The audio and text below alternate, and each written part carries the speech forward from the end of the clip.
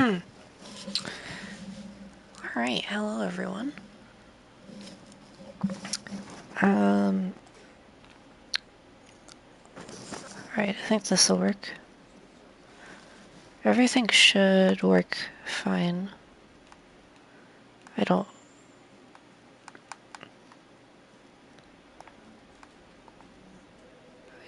Yeah, it should work. And if it doesn't, then that's actually really funny. I'm just gonna watch and see if my audio works.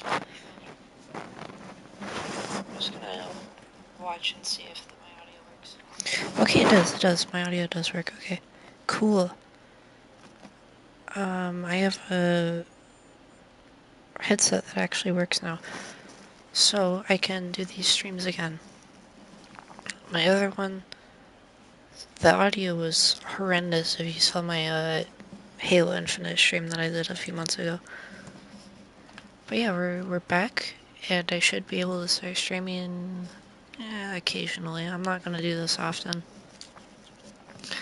But yeah, today I'm playing the Stanley Parable. I have not played this game. I played a Rec Room version of it like a year or two ago. I don't remember. But I thought it was pretty fun. And it was pretty funny. I think it's accurate to the actual game itself, but I think I saw like a Yub play this in like 2018, and that's all I remember. Well, this should be fun. If it doesn't end up being that good of a stream or whatever, then I probably won't highlight it, but I probably will make it into like a stream highlights video like next month maybe. So let's just start this out. This is the story of a man named Stanley. Stanley worked for a company in a big building where he was employee number 427. Employee number 427's job was simple. He sat at his desk in room 427 and he pushed buttons on a keyboard. Orders came to him through a monitor on his desk, telling him what buttons to push, how long to push them, and in what order. This is what employee 427 did every day of every month of every year. And although others might have considered it soul-looking, Stanley relished every moment that the orders came in. He made exactly his job. And Stanley was happy. And then one day, something very peculiar happened. Something that would forever change Stanley. Something he would never quite forget. He had been at his desk for nearly an hour when he realized that not one single order had arrived on the monitor for him to follow. No one had showed up to give him instructions, call a meeting, or even say hi.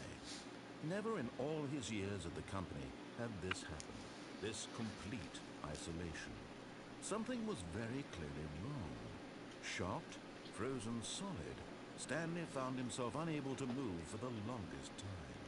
But as he came to his wits and regained his senses, he got up from his desk and stepped out of his office.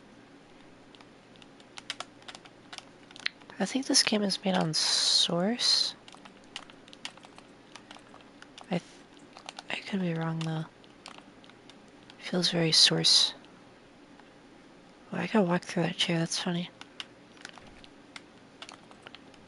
All of his co-workers were gone. What could it mean? Stanley decided to go to the meeting room. Perhaps he had simply missed a memo.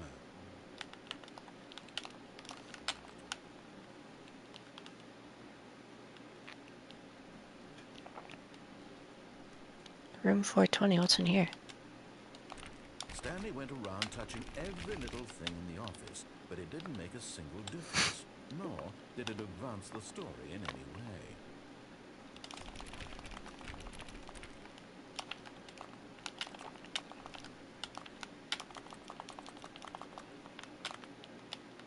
I hate Mondays. That's a reference to... It's a reference to Garfield, and I think that's pretty funny. It's an obscure little reference that not many people will get. What is this? I love tapping on things. I don't think any of these do things. Whoa, what's in there? It's a little When strange. Stanley came to a set of 2 open doors, he entered the door on his left. I'm going the This right was one. not the correct way to the meeting room, and Stanley knew it perfectly well. Perhaps he wanted to stop by the employee lounge first, just to admire it. Ah, yes, truly a room worth admiring. It had really been worth the detour after all, just to spend a few moments here in this immaculate, beautifully constructed room. Stanley simply stood here, drinking it all in. Cold drinks. Speaking of cold drinks,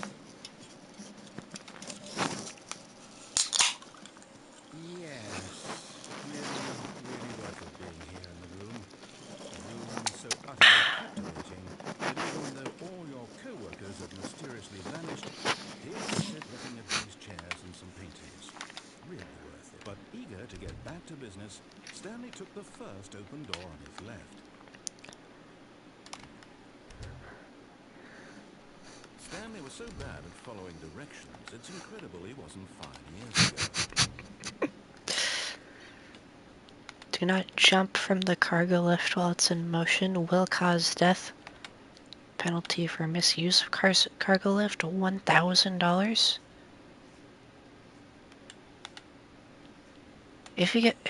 How will you be able to pay the fines if you die though? Because this will cause death, but it'll say you get fined $5,000. That's a little strange. Look, Stanley, I think perhaps we've gotten off on the wrong foot here. I'm not your enemy, really, I'm not. I realize that investing your trust in someone else can be difficult, but the fact is that the story has been about nothing but you all this time. There's someone you've been neglecting, Stanley. Someone you've forgotten about. What? Really? I was in the middle of something. Do you have zero consideration for others? Are you that convinced that I want something bad to happen to you? Why, I don't know how to convince you of this, but I really do want to help you, to show you something beautiful. Look, let me prove it. Let me prove that I'm on your side. Give me a chance. Now listen carefully, this is important. Stanley walked through the red door. Alright, I'll go through the blue door. Aha, perhaps you misunderstood. Stanley walked through the red door. I still don't think we're communicating properly. Stanley walked through the red door. All right, fine, go ahead, Stanley. You want to know so badly what's out there? You want to find out what lies at the end of this road you've chosen? Well, don't let me stop you. You see? There's nothing here. I haven't even finished building this section of the map because you were never supposed to be here in the first place. Broken rooms, exposed developer textures. Is this what you had wanted? Was it worth ruining the entire story I had written out specifically for you? Do you not think I put a lot of time into that? Because I did. And in the end, it was all for nothing. Because this is what you wanted to see. Help me here, Stanley. Help elucidate these strange and unknowable desires of yours. What would have made this game better? What did you want to see? Vehicles? Skill trees? Work with me. You've given me absolutely nothing so far. Tell you what, let me take a stab in the dark at a new design and you can give me some feedback. There we go. A third option. This already feels leaps ahead of where we were before. Go ahead, Stanley. Take it for a spin. I don't think I'm gonna use that Okay, door. I'm going to stop you there. Now, tell me about your experience with this new version. Would you say that the game benefited from allowing you more choices? Feel free to be honest. I'm looking for some real critical feedback here. A I'd well-made rate it decision. You 2. didn't like it, but you didn't totally hate it either. You enjoyed it, perhaps is the correct term. It didn't cause you excruciating pain. Big steps we've made here today, Stanley. Here, based on the data from your previous playthrough, I've compiled a new version. And to be perfectly candid, I think I've knocked it out of the park with this one. Let's take a look. Oh, there's a leaderboard.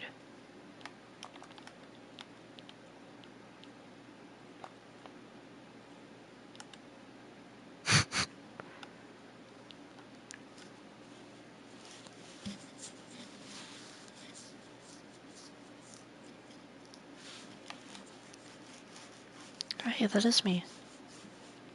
There's even the little Steve thing. Steam question mark. That's so funny. I've been playing for 7 hours apparently.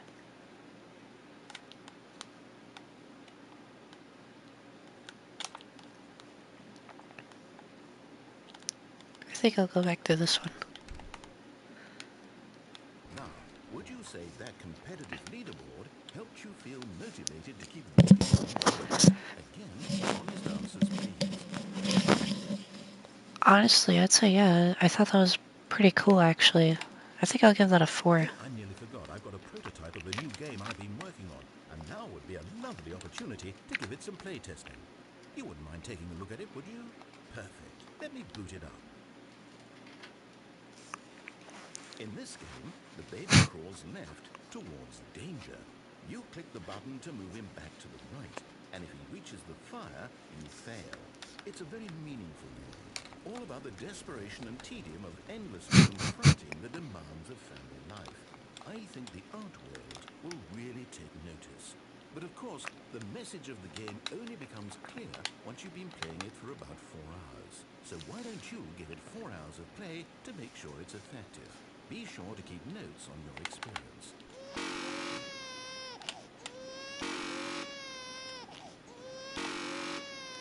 This is fun.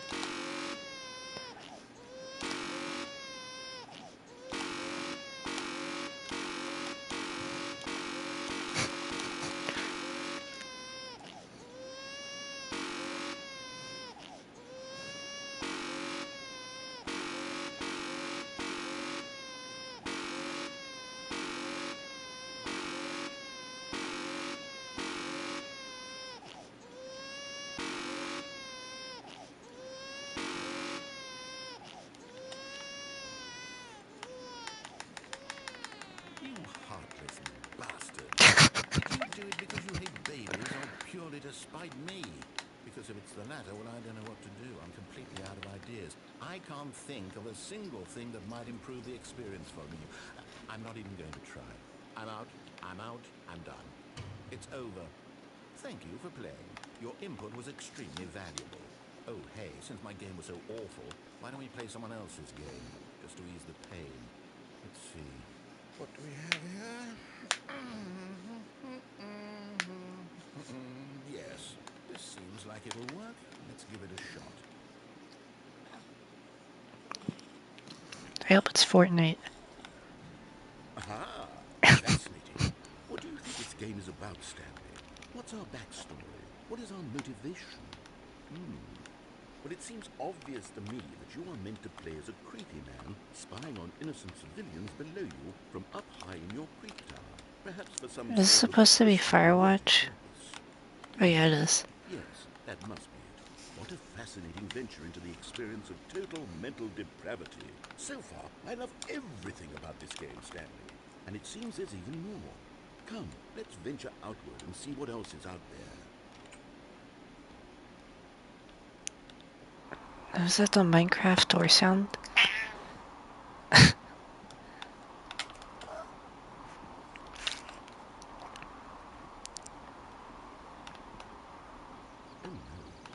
no. No, it can't be.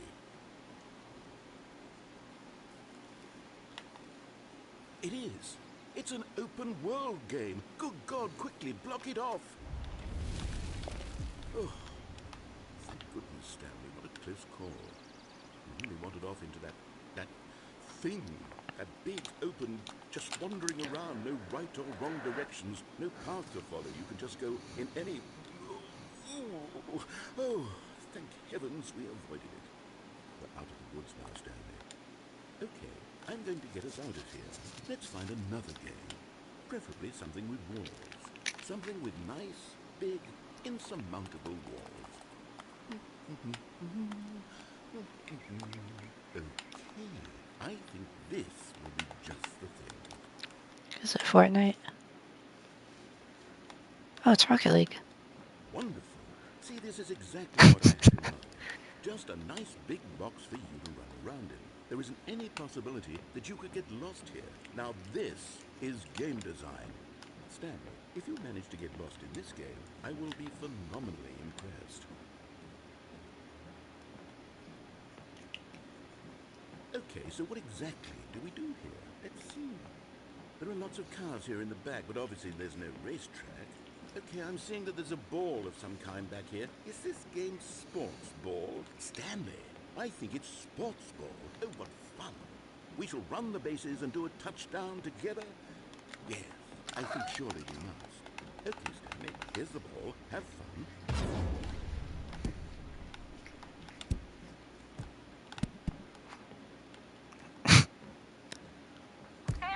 Well, let me do. Oh, I can run. Are you doing it?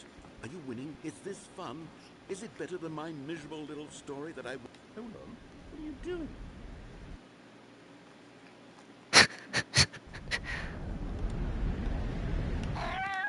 Stanley, don't do that. I can't follow you there. I can't help you. How will you write a story without me? You can't do it. You know that. Stanley, come.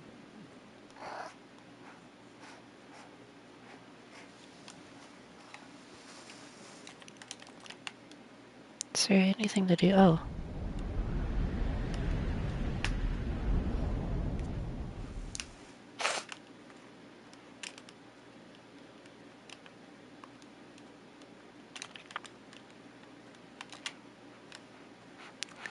Okay, now that's really obvious. This is a source game. Or at least it was the original. These are like Half-Life assets, it looks like.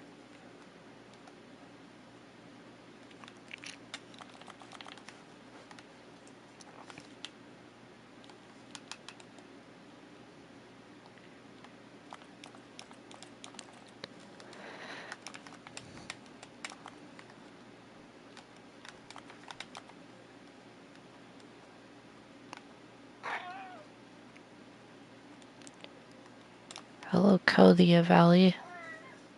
I got trophies. Oh, what's in here? Can I go in here? No, I can't.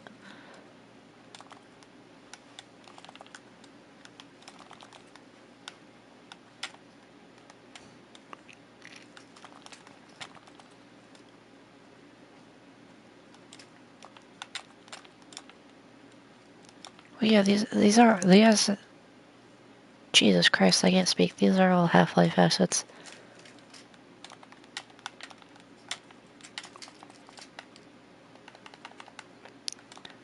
I'm doing A-okay. How What just happened? profound. If what he wanted was to be the leading man in his own story, well, perhaps he's gotten it. Down in wherever he is right now. I wonder if he's happy with his choice. And if he's known the heavy cost that comes with it. He'll understand soon what I was trying to tell him. He needs me. Someone who will wrap everything up at the end, to make sense out of the chaos and the fear and the confusion. That's who I am. That is what I mean to this world. Oh, yes. Yes, I'll be back. There's no other way. Once this ends, after it all comes to a close, then I'll be back. The end will be here soon.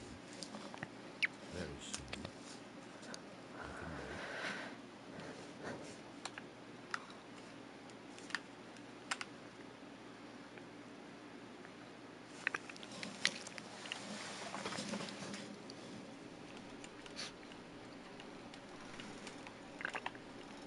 Was that one of the endings? All of his co-workers were gone. What could it mean? Stanley decided to go to the meeting room. Perhaps he had simply missed a memo. I thought I was late, but I'm glad I'm not too late. No, I just started. I'll probably be playing this for an hour or two.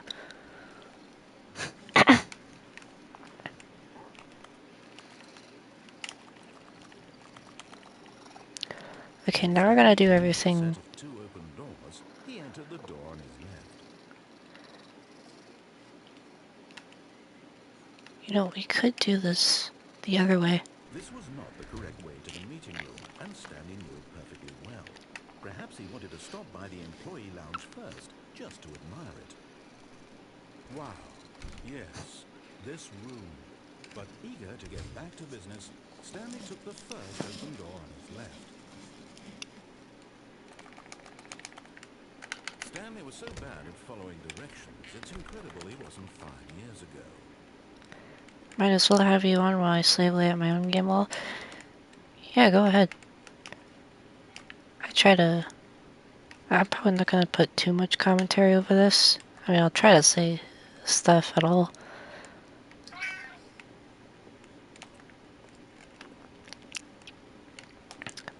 But yeah, I've been told that these videos, or my videos, are good to have on in the background. So yeah, I think that's Stanley, true, I think probably. perhaps we've gotten off on the wrong foot here. I'm not your enemy, really not.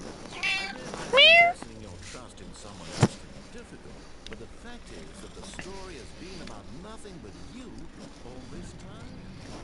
There's someone you've been neglecting, Stanley. Someone you've forgotten about.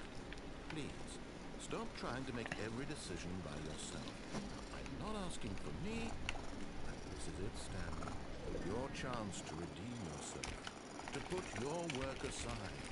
To let her back into your life. She's been waiting. Ooh, is this my wife? Do I have a wife? That's her, Stanley. Oh, You fun. need to be the one. She's the she's the phone from Earthbound.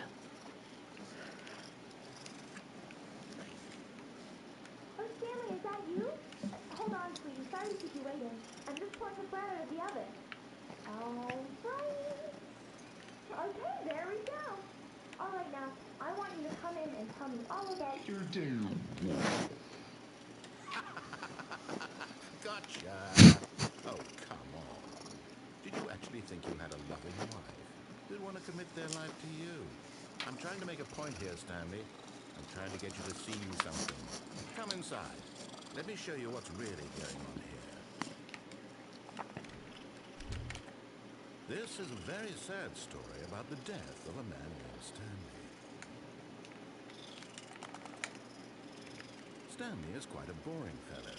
He has a job that demands nothing of him, and every button that he pushes is a reminder of the inconsequential nature of his existence.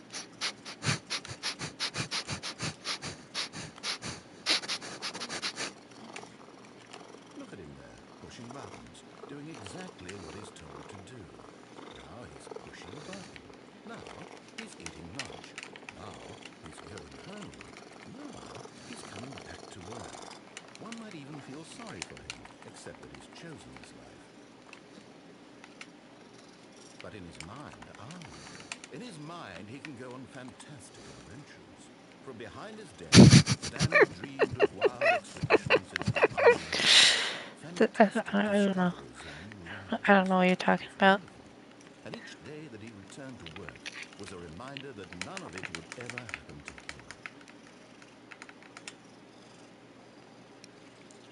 What happens if I just don't do any of this?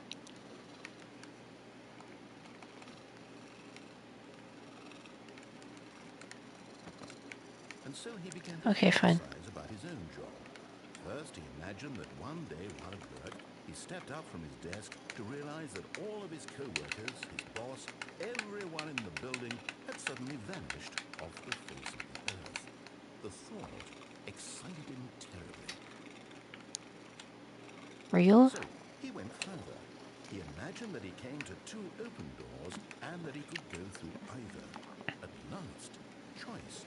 It barely even mattered what lay behind each door. The mere thought that his decisions would mean something was almost too wonderful to behold. As he wandered through this fantasy world, he began to fill it with many possible paths and destinations. Down one path lay an enormous round room with monitors and mind controls. And down another was a yellow line that weaved in many directions. And down another was a game with a baby. And he called it the Stanley Parable.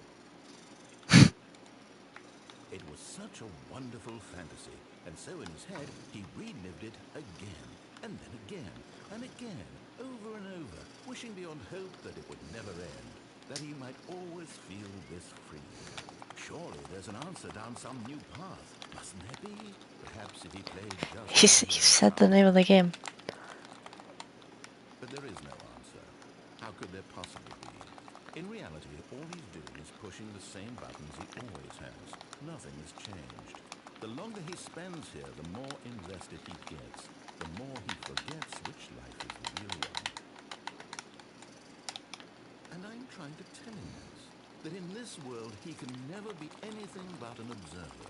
That as long as he remains here, he's slowly killing himself. But he won't listen to me. He won't stop. Here, watch this. Stan, the next time the screen asks you to push a button, do not do it. You see? Can he just not hear me? How can I tell him in a way that he'll understand that every second he remains here, he's electing to kill himself? How can I get him to see what I see? How can I make him look at himself? I suppose I can't. Not in the way I want him to. But I don't make the rules. I simply play to my intended purpose, the same as Stanley. Well, not so different, I suppose. I'll try once more to convey all this to him. I'm compelled to. I must. Perhaps, well, maybe this time he'll see. Maybe this time. And I tried again, and Stanley pushed a button. And I tried again, and Stanley pushed a button. And I tried.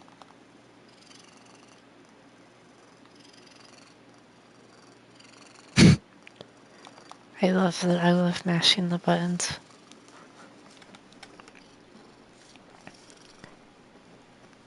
Try-harding that Stanley Parable movement is crazy. I'm trying to crank 90s. Gone. What could it mean? Stanley decided to go to the meeting room. Perhaps he had simply missed a memo. Okay, I'm gonna do everything. Ooh, no content. New content? What does that mean? New content?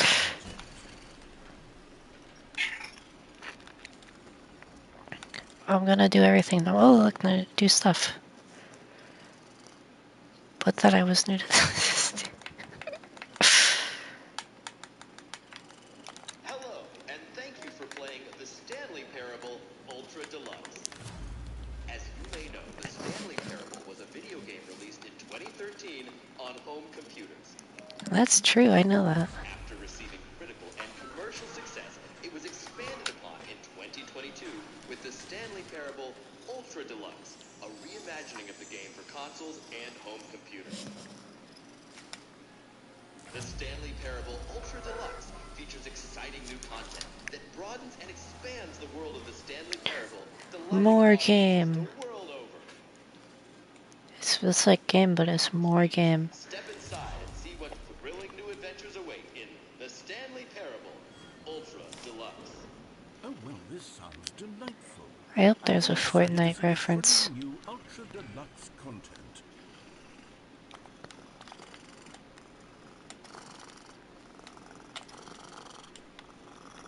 Okay, so far it's an elevator. Nothing special yet, but I'm sure it's just the beginning of a mesmerizing adventure. Okay. Is it broken? What's going on here?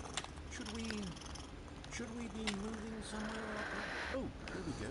All right, finally, at long last, it's on to the new content. I've never been more ready. Let's do it. I'm done with slaving on games, slave away on drawing. Based. I have to say, initial impressions of Stanley Parable Ultra Deluxe, mostly tedious. It's as if them... Oh, okay. Let's see the content. Give me the content, Stanley. All right, Whoa. let's see. It's The jump the circle? jump circle. Oh, I can jump.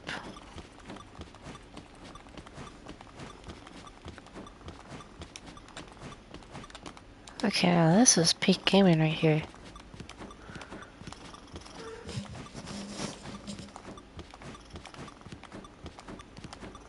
This is better than Soda Drinker Pro. Alright, that was pretty fun. Is that it?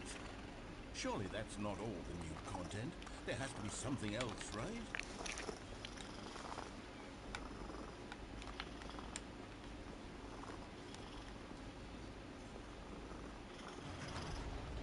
Goodness, another elevator. Stanley, I have to say, initial impressions of this game are not positive. It's just elevators and jumping. Is this what passes for exciting new content?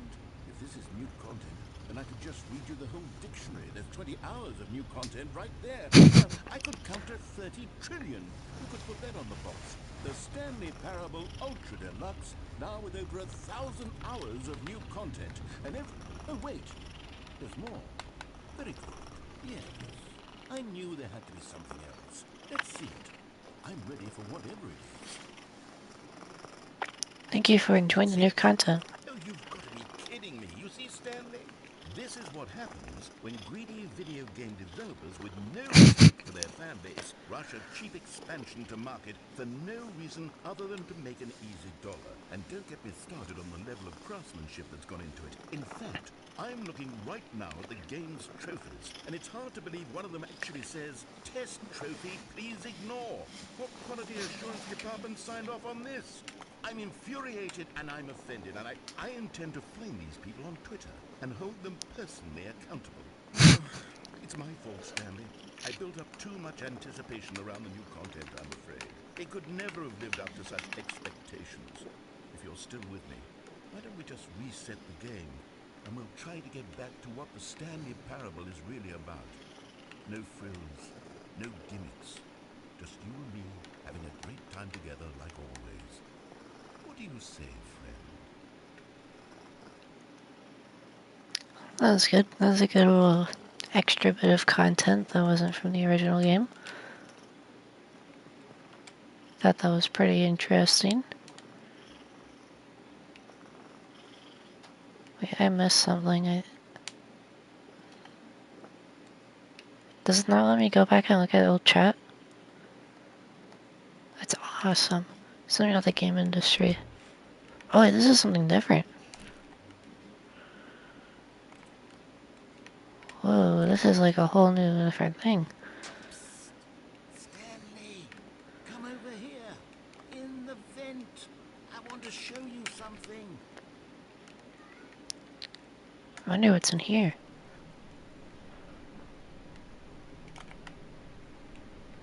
Oh, there's the outside.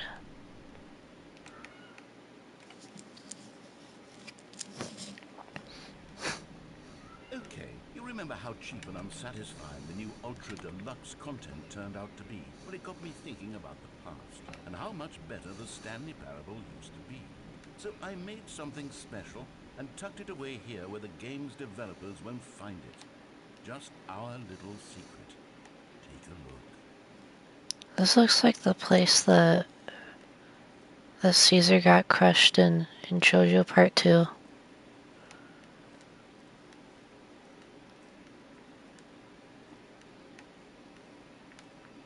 What is this? I call it the memory zone.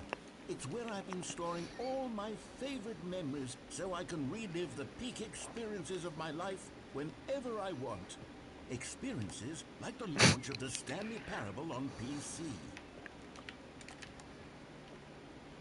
You see, Stanley, doesn't the memory zone remind you of how wonderful Stanley Parable was before it was sullied with a cheap PlayStation port? Remember back in October of 2013, when the game originally launched?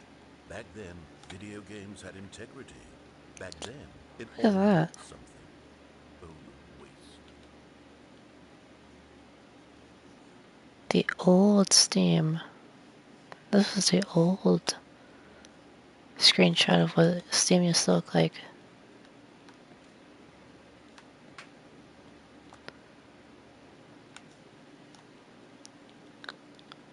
There's physical copies of this game? I kind of want one of those. Like, I'd probably never play it physically, but that sounds cool.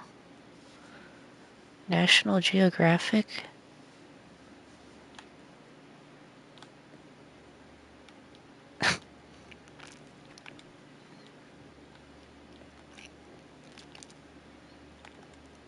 It's 2013, that's the time.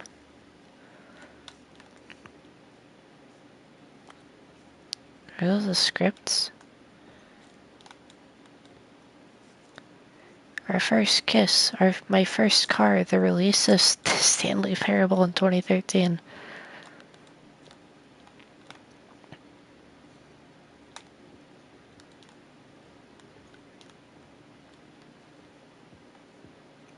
Good times.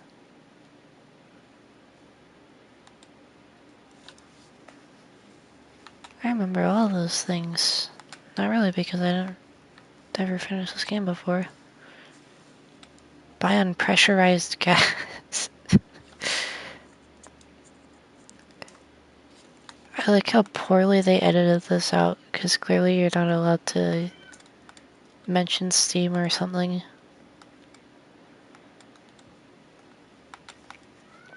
You are allowed to mention Mozilla Firefox start page on Windows 8. Or not Windows 8, Windows 7.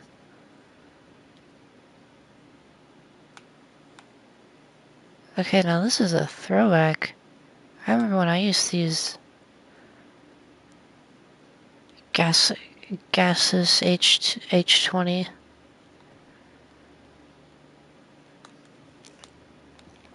A trip down memory lane.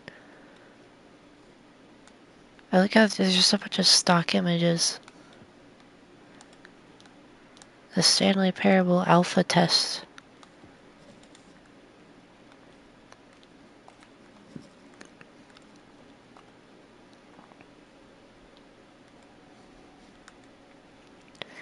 Unachievable. It is impossible to get this achievement. Go outside. Don't play for 5 years.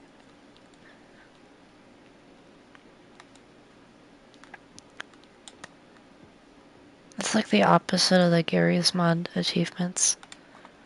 New video game releasing today from the New York Times. Creators surprisingly down to earth.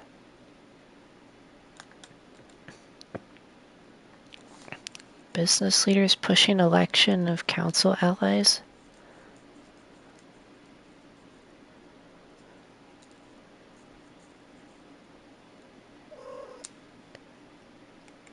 $50% off designer hat, but a small creature owns the other half. Los Angeles Times, Stanley Parable deals tough choices. That was a fun little thing to go through. There's a little bench here that I can't use. These trees look like something out of Rec Room. This music better not be copyrighted. Reviews of the Stanley Parable. Like this stunning triumph of games journalism. 10 out of 10 from Destructoid.com. James Stephanie Sterling writes, and I quote, "Where so many games that aspire to be more than games end up less than any form of art, Stanley Parable strives and then succeeds to be every game ever created." Did you hear that, Stanley? Every game ever created. That's how grand and all-encompassing the original Stanley Parable was. It was literally every game ever created. It was Skyrim. It was Persona 3. It was all of Persona it. 3 And now, mentioned. it's nothing. Peak Three words mentioned. and all. Peak mentioned. It isn't even the Stanley Parable anymore. It's just a husk, Larkin. A lifeless husk with an hour of new elevator content. Oh, I have two choices. I can go up there or down there. Oh, no, I can't. Never mind. What is this? Knowing your city.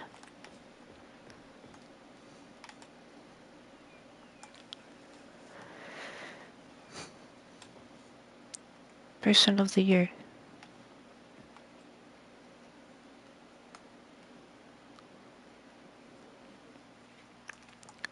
Is it a development screenshot?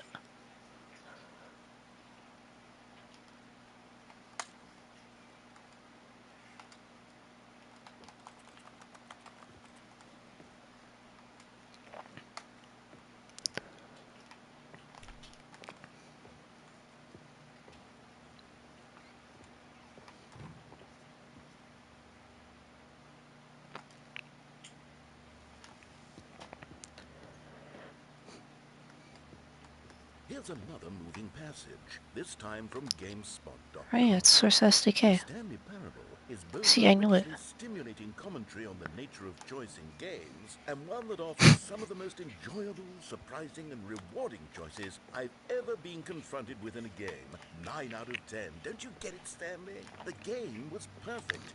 It didn't need anything else. It didn't need new content. All they had to do was transport it in pristine condition along to the PlayStation, boom, done. And they couldn't even do that.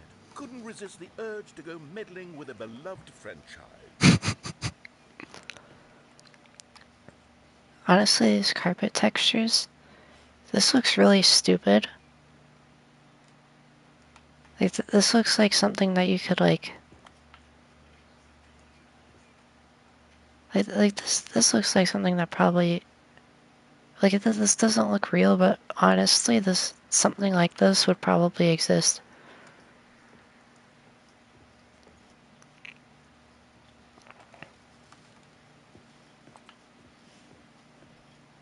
Could be good for my games. I think you could just draw these, honestly. Or, like, take a picture of your carpet. And you'd probably get more out of buying a whole CD for that.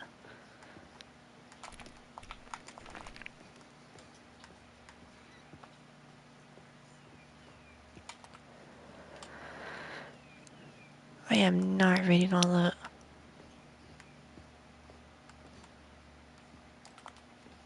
Need stuff only from the professionals. The professional carpet designers.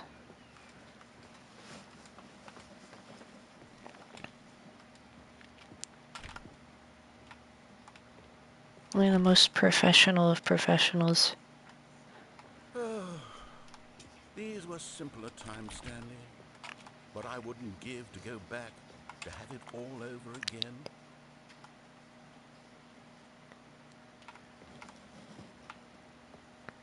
Is that iFunny? Download iFunny. Download iFunny. Okay, let me out of here. Did I not look at everything? Oh, maybe I have to go down here. Oh yeah, I do. Okay. Hang on. I don't recall this part of the memory zone before. What's this? What's down here?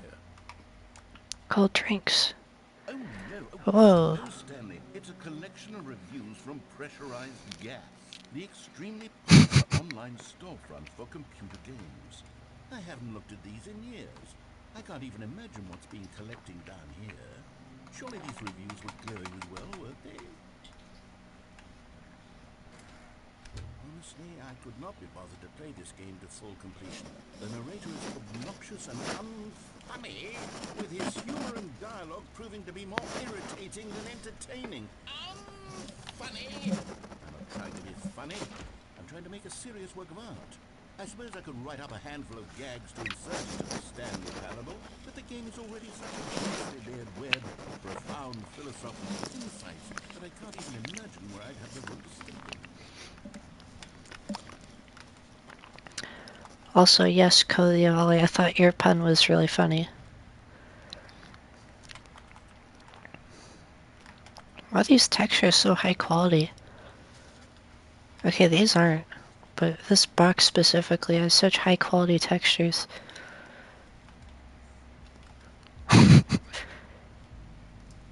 Such a stark difference, jeez. Some of these models are like... Some of these models are like older than me. But then the other models are like... Okay, let's Probably see what like we have 5 to years say. old. While the idea for the game is good, for someone who prefers non-linear games, this preachiness gets annoying fast. Preachy? Stanley, I'm not preachy, am I? You can tell me if I'm preachy. Honestly, you can. Oh, goodness.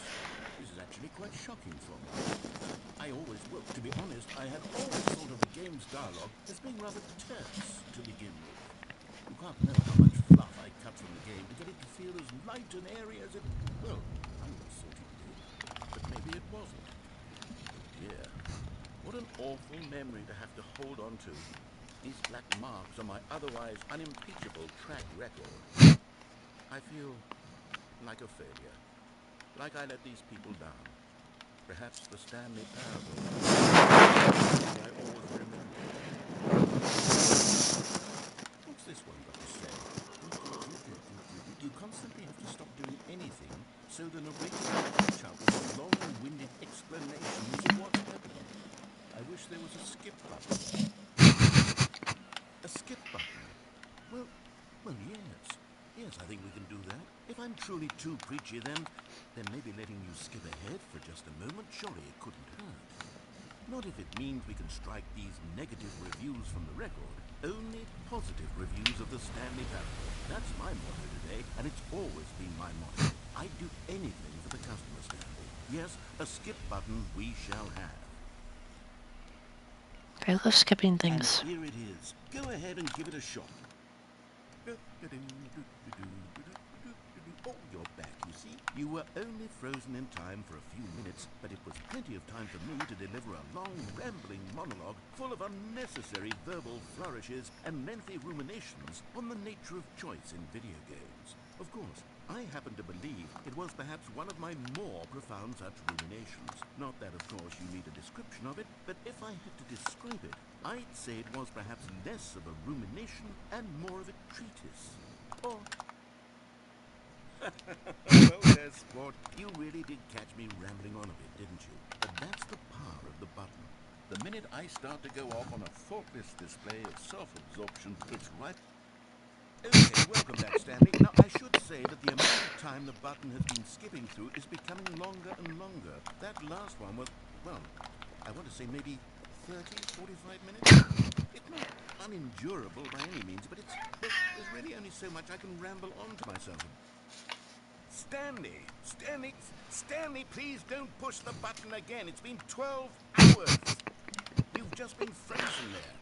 I don't know why the skips are getting longer, but they're really, truly getting longer. Oh, Stanley, you're back. You're back. Oh, my goodness. I have someone to talk to again. Stanley, I think it's been a week. Or 2 weeks. I've been sitting here all that. Oh, hello. It's you. You're here again. Well, I have had time to think about you and about us and about everything we've been through. How long does this go for? Is he dead?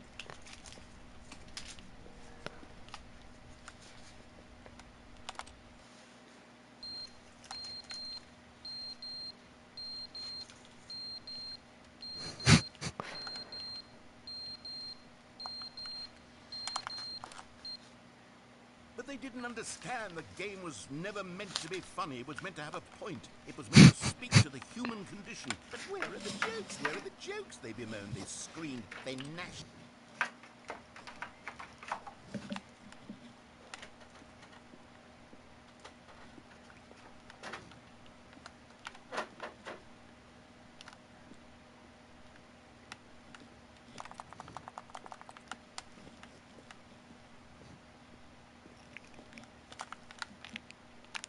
How long does this go on for?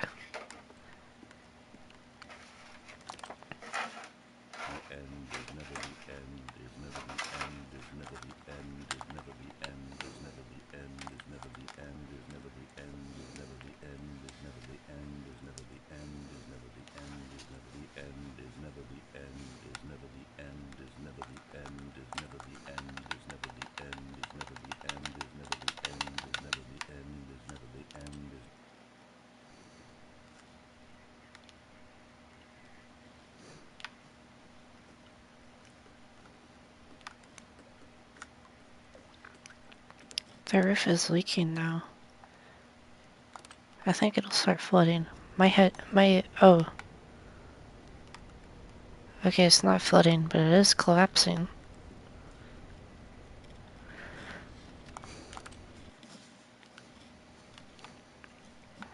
Oh, look, it's bright. It's daytime.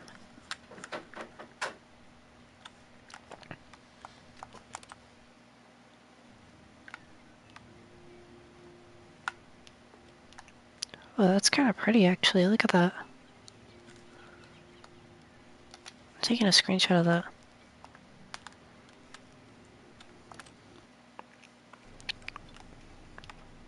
Oh, no, it's not. Never mind.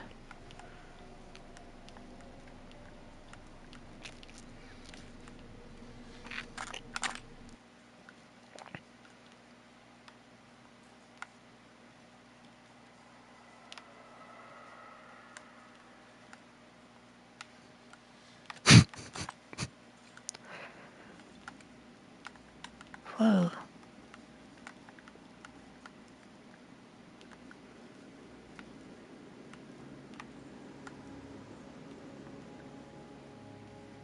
Can I press the button again? No, I can't.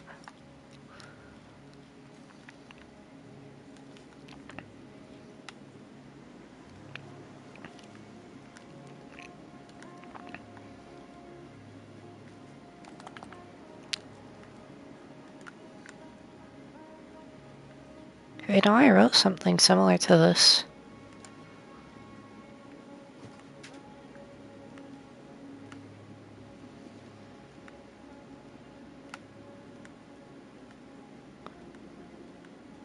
That is some good music.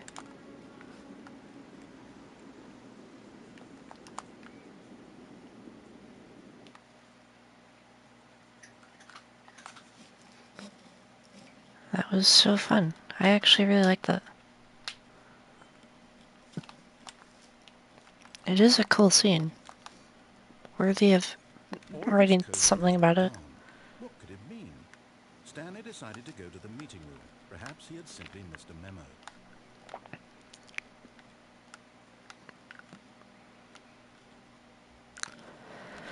There's new content now. You notice my sign? Yes, I have something very exciting to show you.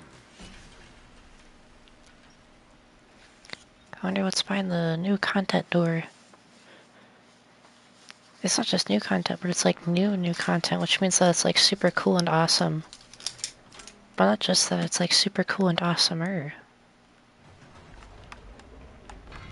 You see, Stanley, I've been reflecting on the Stanley Parable and about how roundly disappointing this ultra-deluxe version has turned out to be. The original Stanley Parable was a landmark, and any new content for it should live up to that legacy. So forget this ultra-deluxe nonsense. I say we take it one step even further. Which is why I'm very proud to announce for the first time ever, the Stanley Parable 2.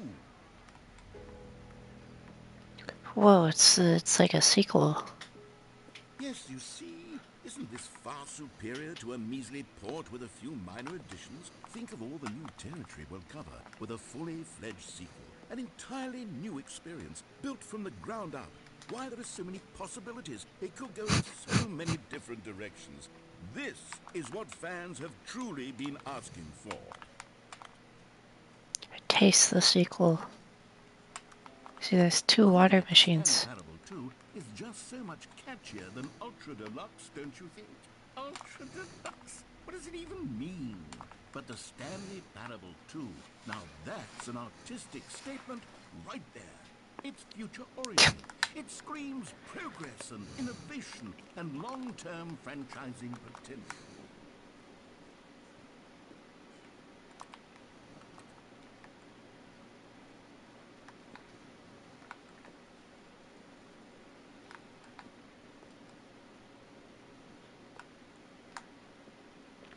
They're back. Two doors. Two. Is that just a stock clip art that they stole off Google Images? That would be funny if that's... New content is out. New content part 2 is in. Boring sections of the chart. Cool red section of the chart. New mug.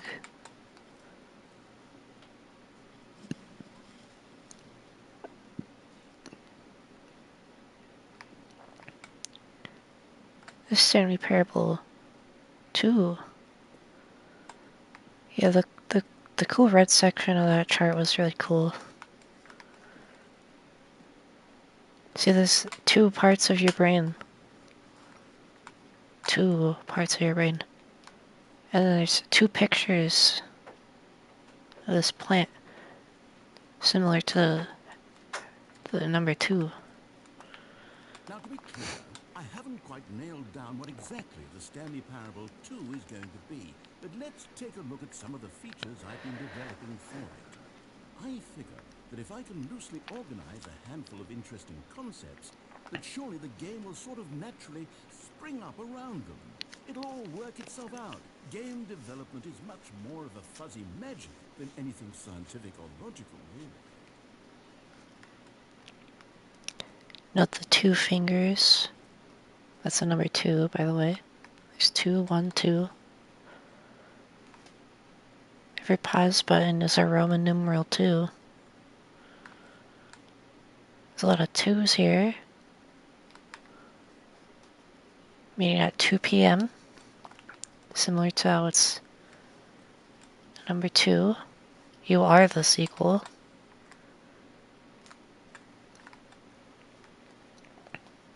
Because sequels oftentimes they do entail a second installment. There's 2 times New Roman. 2 road geek. I can't read some of these textures are too blurry.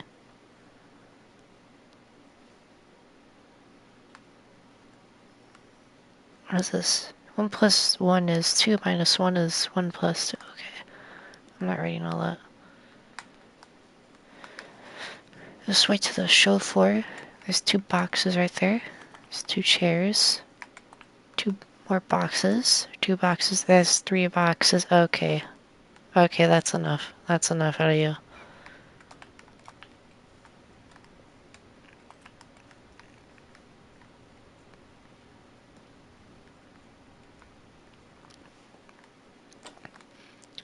Okay, now they're just not doing the bit anymore. Well, there's 2 elevators right here. There's 2 more elevators on that side.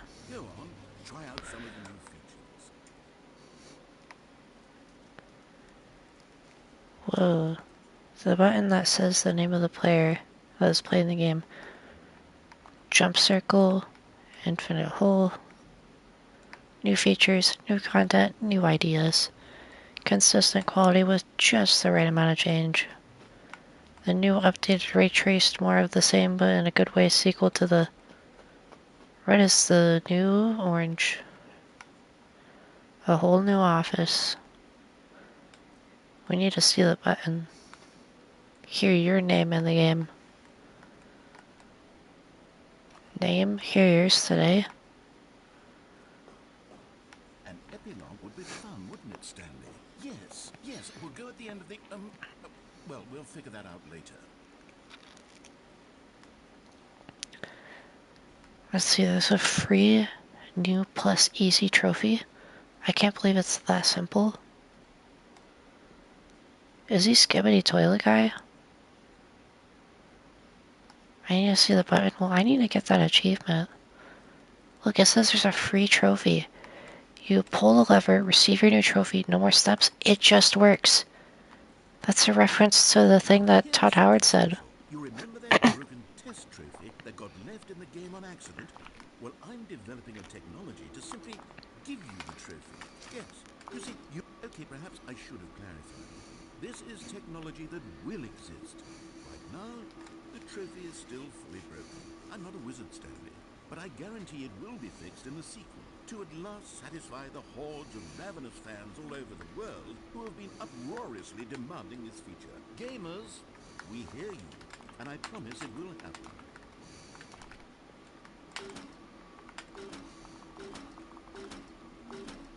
If you press it enough times, I'm sure it'll work.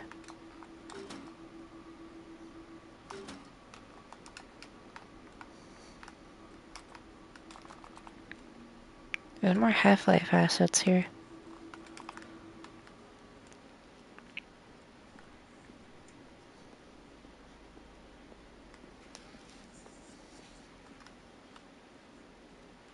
What is this? Welcome to. What else? What other exhibits haven't we seen yet? Where's the button at? Oh, there's a jump circle. You know what? Let's bring the jump circle back for Stanley Parable 2 as well. It's... Oh, wait. You already spent all your jumps the first time we saw the jump circle? Oh, well. I suppose it can just be a nice decorative piece, then. I can't even use the jump circle now.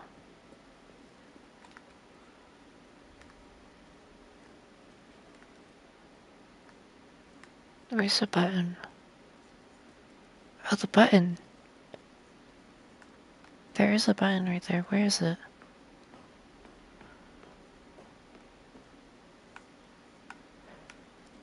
That's new. Where is it? Oh, it's up here. For the Stanley Parable 2, I asked myself, what do players really want? And of course, the first and most obvious answer is that they want to be individually recognized and validated as people.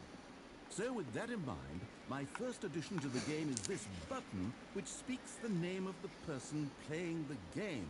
Isn't that wonderful? Jim. Sorry, I should have clarified. Right now, the button only says the name Jim. But of course, in the final game, this button will say your name, whatever name that is. Here, let's have you role-play as Jim to really simulate the full experience of this feature. Just play along. I promise you'll love it. Okay, here we go. Let's take a deep breath, clear your mind, forget whoever you are, and simply become a person named Jim. I want you to imagine yourself living as Jim, sleeping and waking as Jim, falling in love and being heartbroken as Jim, seizing all of the world's possibilities as Jim, and as Jim watching your dreams crumble into dust. Do you feel it deeply? Are you really, truly Jim right now? If so, then please step forward and press the button. Jim. Yes, you see! What a thrill! What a rush! That was you! The button described you. Do it again, do it again. Jim. Ooh, it hits even harder the second time. If this were the only new feature in the Stanley Parable 2, it would still be worth the money. It would definitely be worth the money. I'm too emotionally drained from all of this personal validation.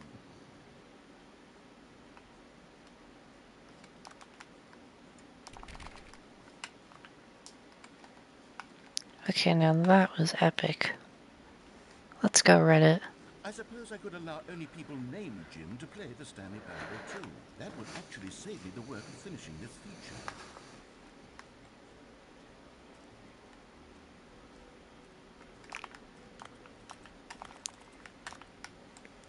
There's a merch booth.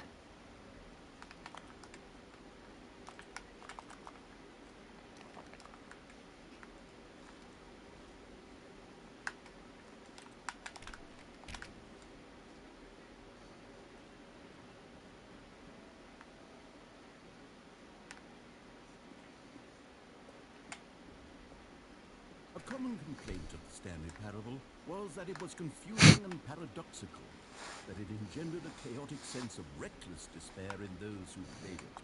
Well, I'm happy to say that after much consideration, I've engineered a clever solution to this fundamental problem with the game. It's the Stanley Parable Reassurance Bucket. You see, Stanley, anytime you're holding the bucket, a sense of calm and ease will Where is fill it? your mind and your heart. It's true. As long as you hold on to the bucket, the many disorienting contradictions of the Stanley Parable will feel Whoa. perfectly normal and perhaps even comforting. You may even come to long for the gentle embrace of jarring cognitive dissonance while the bucket is in your arms. And to be honest, it's a much more convenient solution for me than actually redesigning the game to be less uncomfortable. Can you imagine what a pain in the ass that would be? Yes, the bucket is the perfect solution. Come on, give it a try. Whoa. Okay, now this is cool. The glow of comfort, even in the face of crushing despair, must already be sweeping through your body. And in fact, can I say that I do believe the bucket lends you an air of charisma as well? I think that just holding it has made you the slightest bit more attractive as a person. The benefits of the bucket seem to go on and on, don't they? All this and more awaits you in the Stanley Parable 2.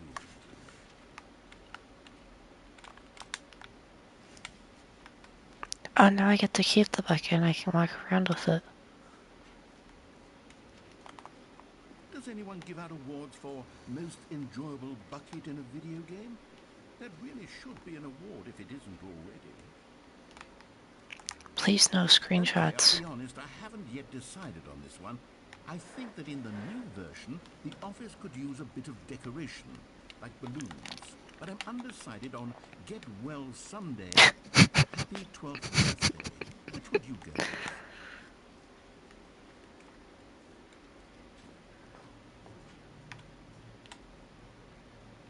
I think this one will go You know, well. sometimes when you solicit another person's opinion, it makes you realize that you knew which one you actually really wanted all along. Get well someday it is. Or actually, maybe I should have gone with... No. No, I've made my decision. We're moving on.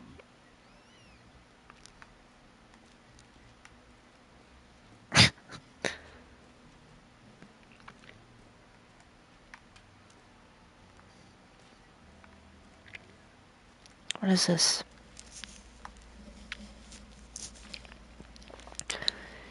That's a lot of stuff I don't understand. That is how you draw a hole in the ground. Infinite hole chart.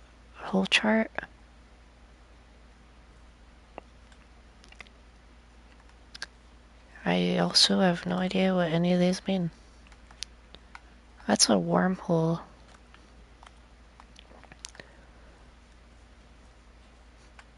Just keeps going.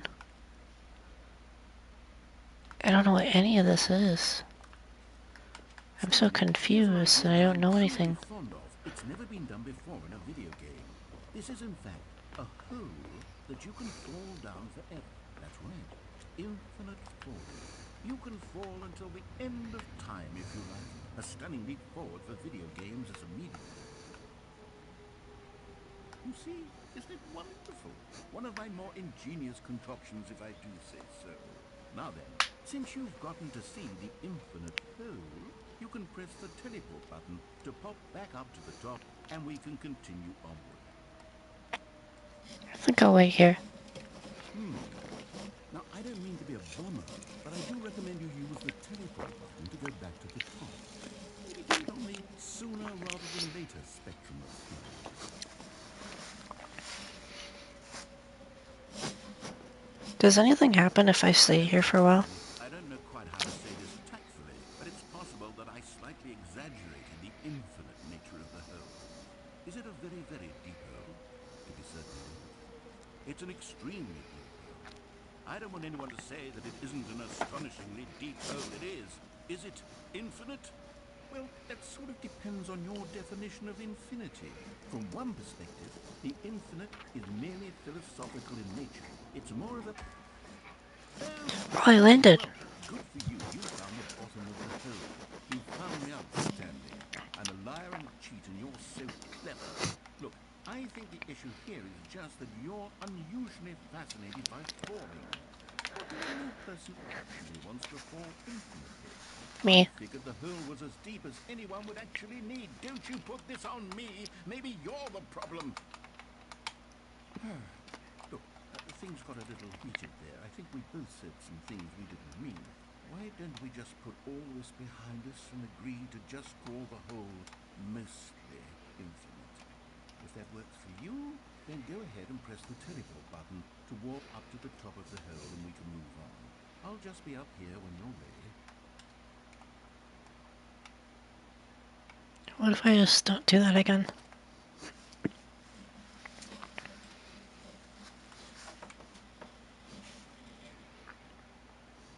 It should be nigh infinite. Great. Now, I'm very excited to show you even more of my ideas for the sequel. Axel. You should try it again. Oh, for heaven... You see, I was right. The problem is you. The problem is that you like holes too much. Not normal. A normal person would have said, yep, that's an infinite hole right there. Goes on forever till the end of time. Don't need to see it all, but not you. Oh, no, no, no, no. You have a weird sort of... Did the hole seem even shorter to you this time? I couldn't help but feel like you spent a little less time in there than you did before. I mean, admittedly, I didn't make an infinite hole. I didn't think it was that not infinite. Well, I suppose once again there's nothing to do here. If you decide you've had enough of the hole, you can hit the teleport button and come join me up above. Had enough? I'm positively thrilled. Gosh, how could I have guessed? You're back in the hole. If this starts to become a thing that... Wow. Okay. Yeah.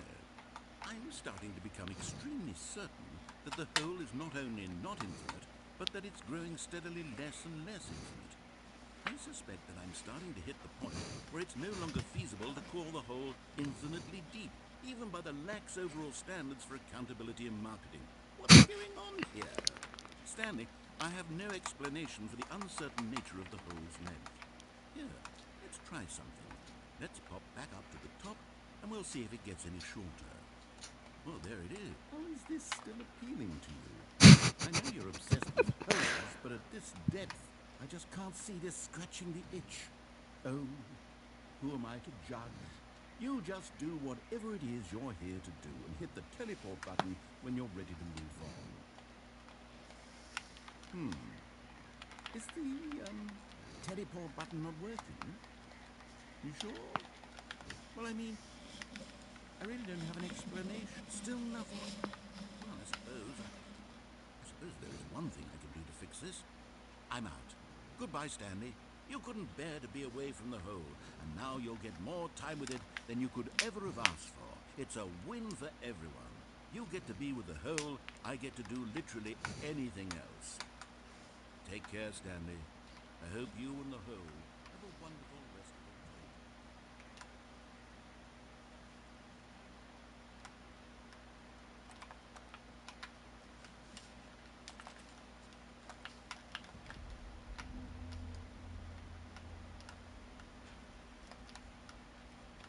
the day. I just heard a strange noise. What was that?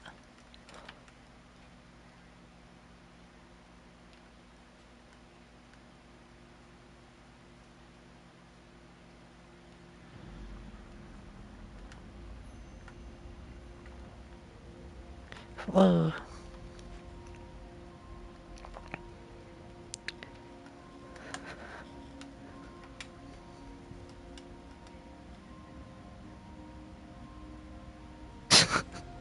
What is going on?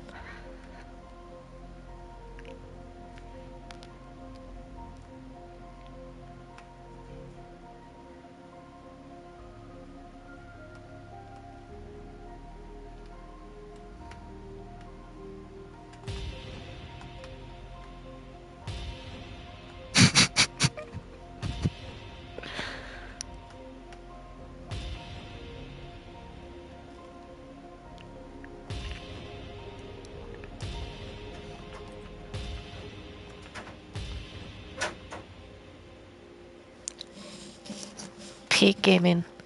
Peak gaming.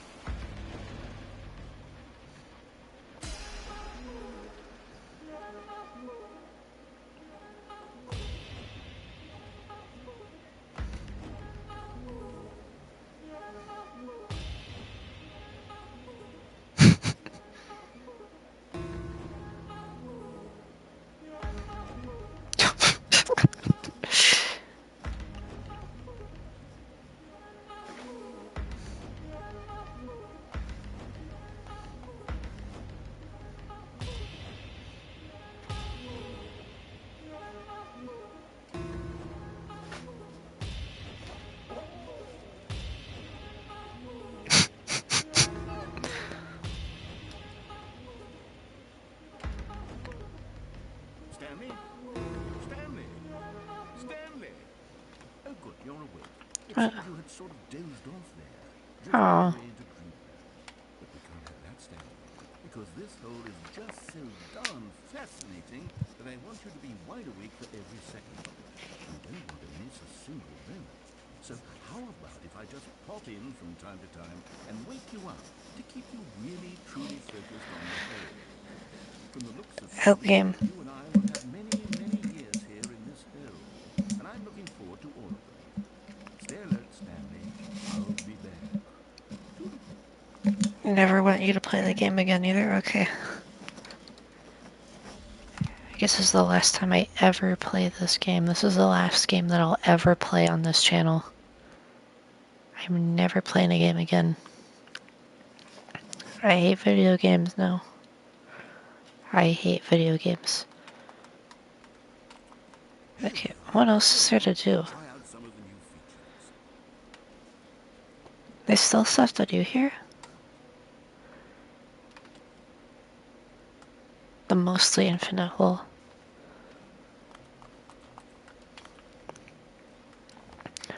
No, but I think I'm gonna take this. I think I'm gonna take this to the next level. I'm never playing any game again after this. I wonder if this works now.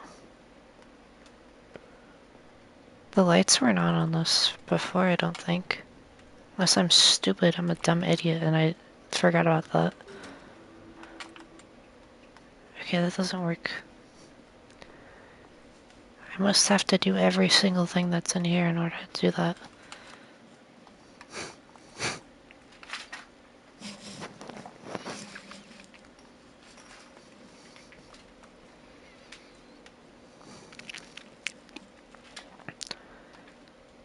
Settings World Champion, that's right. I never did this one. No, I can't go in here.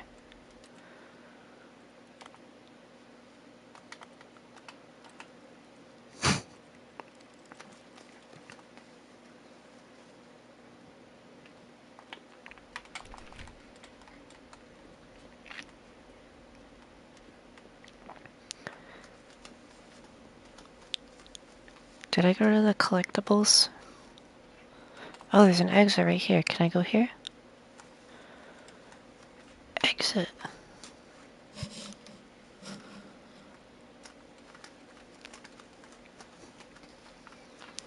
I think it's time to leave.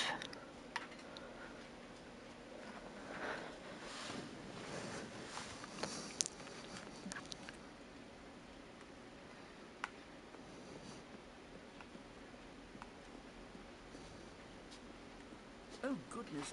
Stanley, this is fairly awkward. I hate to do this, but before you leave, you really should go to the collectibles exhibit.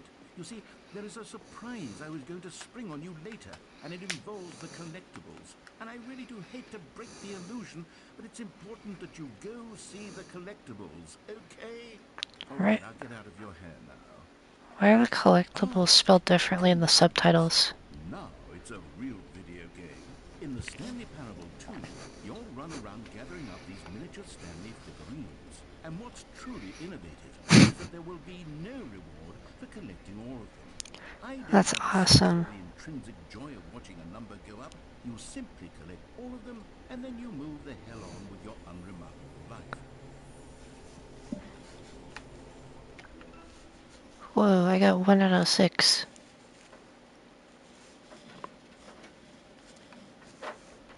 Oh, now I have to go look for all these? God, it really is the worst when you collect everything in a video game and then they give you a big fancy reward for it. Absolutely tragic.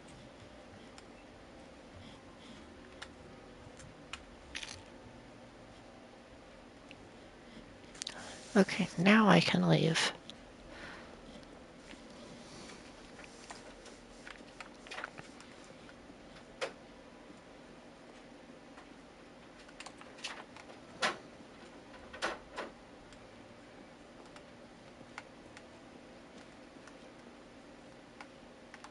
Please, no screenshots. So, Stanley, what do you think? Do you like all of the new features?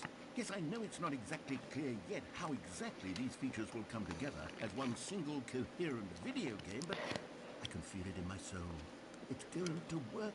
There's definitely a good game in there somewhere. Say, let's do an experiment. I'll arrange these new features together, and we'll see whether or not it coheres into a meaningful gameplay experience. Okay, are you ready? Here it is. I give you the Stanley Parable 2. Whoa. Okay, now this is pretty epic. I mean, there's potential here, right? It's sort of... Okay, never mind. Hold on, let me do a different arrangement. Okay, yes, this is much better. I feel good about this. Here we go, version 2. Who am I kidding, Stanley? I think the This first isn't a version was coherent better. video game at all. It's a lot of gags. And I do very much enjoy creating gags, but they don't add up to anything. I wanted more than anything to create a sequel that would capture all the magic of the first game. I wanted fans to love it. No matter how good these gags are, they won't stand on their own. They would need the structure and the gameplay of the original. Wait, maybe that's it. I can take the original Stanley Parable and simply, well, insert a few of my new features into it. Tastefully, of course. With respect. With care for the vision and integrity of the original game. Could it possibly work? I suppose it could, but it would need a really, really tremendous title screen. A title screen that says with bold and uncompromising conviction, "This is the Stanley Parable 2. Let me see if I can whip something up. All right, perfect. Go ahead. Take a look. This is gonna be so cool. Holy guacamole. Now that is cool.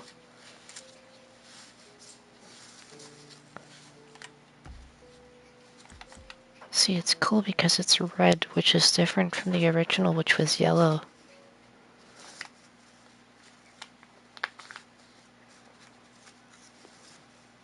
This is the story of a man named Stanley. Stanley worked for a company in a big building where he was employee number 427. Employee number 427's job was simple. He sat at his desk in room 427 and he pushed buttons on a keyboard. Is this People just came the in to exact same arrange game his but with red desk, telling him what buttons to push and how and long with to push them, balloons? and in what order. This is what employee 427 did every day of every month of every year.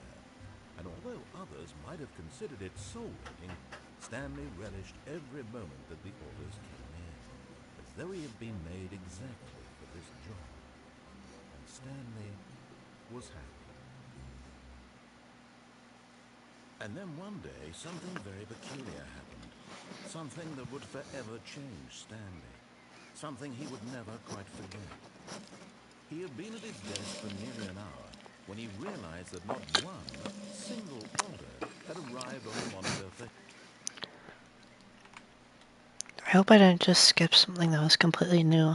All of his co-workers were gone. What could it mean? Stanley decided to go to the meeting room. Perhaps he had simply missed a memo. Stanley picked up the Oh, I got memo. a bucket.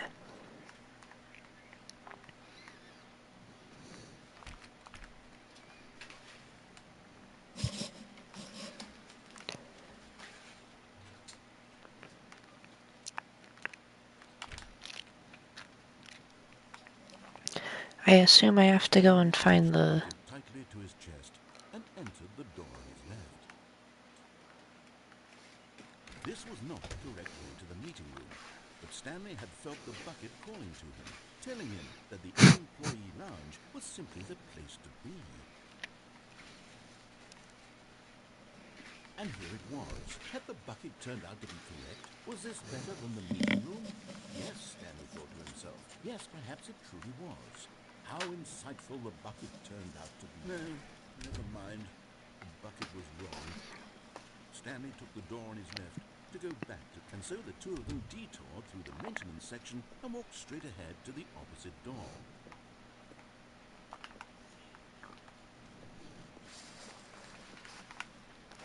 I haven't seen any collectibles yet.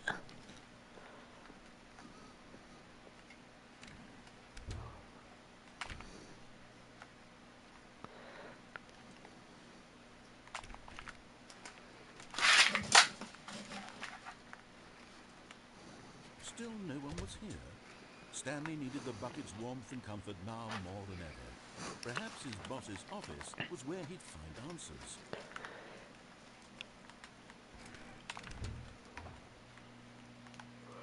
Oh, Stanley, can you feel it? The broom closet. It wants the bucket. You can feel that, can't you?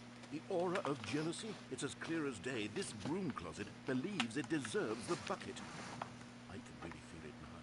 It's a bucket. It belongs in a broom closet. That's what the broom closet is trying to say here. It's supposed to go with the other cleaning supplies. Good for you, Stanley. Don't give in. Don't hand over the bucket. I know how hard it must be, given the pressure that the broom closet is putting on your shoulders right now, but you have to be strong. This is your bucket. This is your companion and lifelong friend. You can't hand it over. We're getting into name-calling now, it seems. Is this how low the broom closet has sunk, that it has to resort to this stream of petty insults simply in order to get you to hand over the bucket? Stanley, I never liked this broom closet. Coming to a staircase, Stanley and the bucket walked upstairs to the boss's office.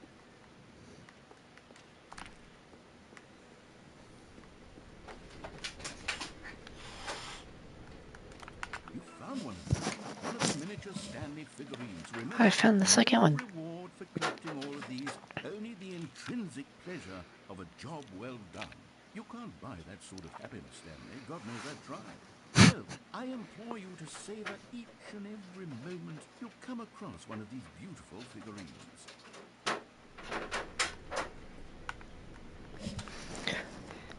My cats keep fighting. They keep pushing open the cat door, and it's so loud. But Stanley just couldn't do it. He considered the possibility of facing his boss, admitting he had left his post during work hours. He might be fined for that. And in such a competitive economy, why had he taken that risk? All because he believed everyone had vanished? His boss would think he was crazy. And then, something occurred to Stanley. Maybe, he thought to himself, maybe I am crazy. He looked down at the bucket in his arms. Am I crazy? He asked the bucket. The bucket returned his gaze, but said nothing at all.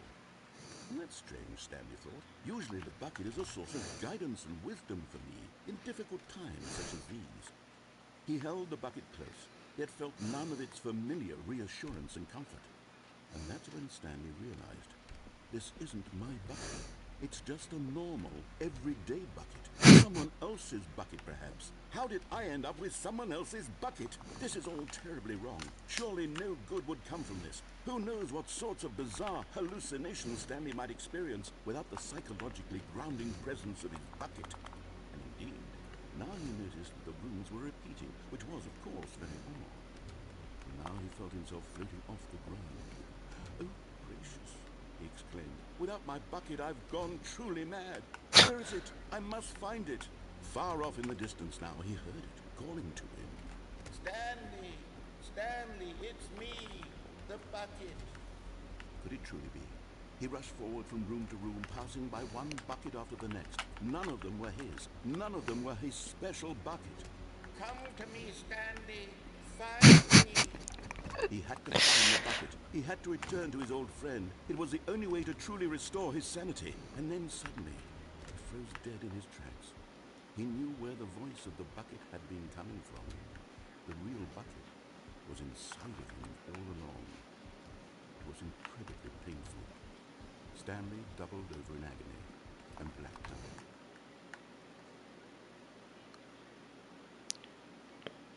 Did he die? This is the story of a woman named Mariella. Mariella woke up on a day like any other. She arose, got dressed, picked up her bucket of comfort and security, and walked to her place of work. But on this particular day, her walk was interrupted by the body of a man who had stumbled through town, talking and screaming to himself, and then collapsed dead on the sidewalk. Right away, she knew what the problem was. This man had no bucket. Of course he'd gone mad, ranting and raving about a narrator describing all of his actions and how everything is predetermined and free will is an illusion and it's all just a video game. It could all have been prevented if only he'd taken his bucket with him. Perhaps he didn't even realize he'd forgotten his bucket at home in the first place. How cruel the world can be, Marietta thought, and she hugged her own bucket even tighter. The bucket situation is insane. I think everyone needs a bucket. Confusing problems she would soon have to confront at work, for which her bucket would provide absolute guidance and total clarity on everything. Heck yes, she thought to herself, my life kicks ass, and she backflipped all the way to work.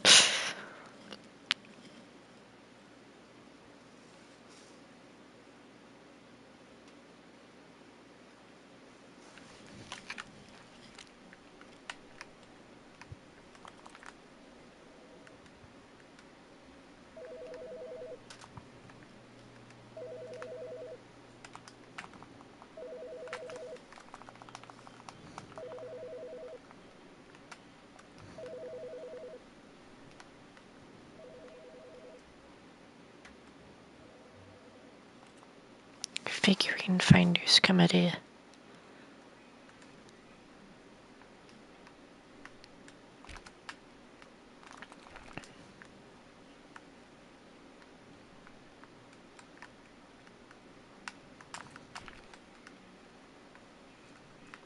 Do the amount of figures that I found, do they cross over into other playthroughs? When Stanley came to a set of 2 open doors, he entered the door on his left.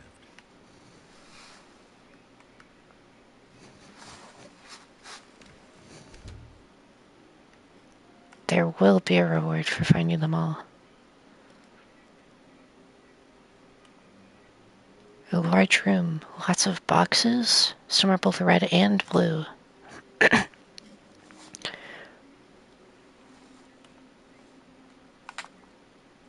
Okay, so yeah, I do have those two.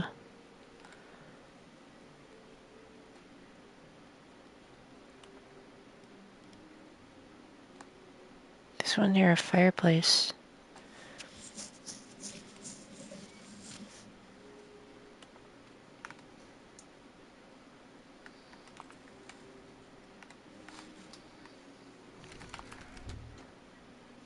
Stanley stepped into the broom closet, but there was nothing here, so he turned around. Coming to a staircase, Stanley walked upstairs to his boss's office.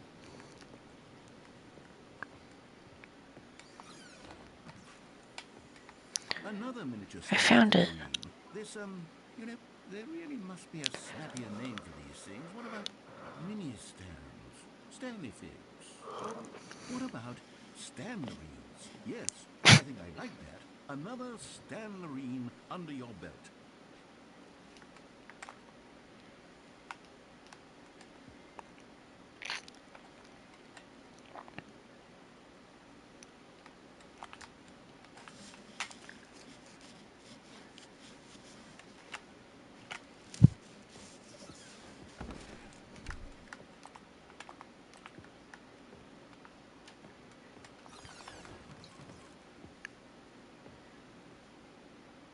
Business strategy.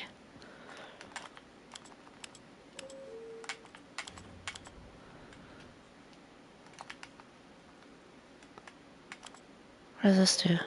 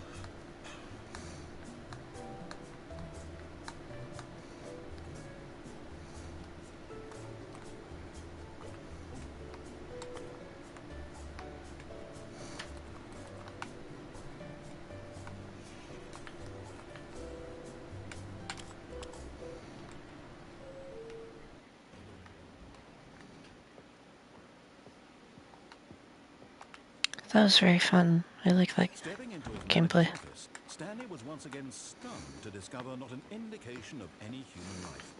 Shocked, unraveled, Stanley wondered in disbelief who orchestrated this, what dark secret was being held from him.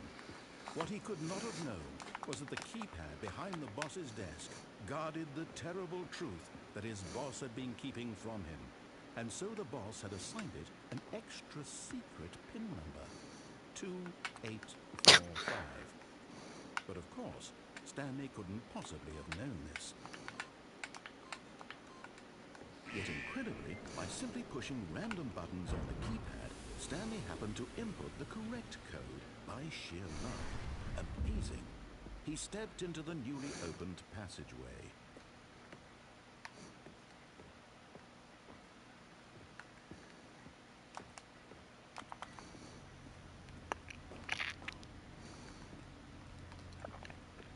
Oh, look at that. Okay, I'm going back to the name of these little Stanley figurines, and now I'm torn between Stanlerines and Figlies. What do you think, Stanley? What name better encapsulates the intrinsic sense of happiness that you get from seeing a small number in the corner of your screen go up by one? Let me sit on it. I'm sure it will come to me.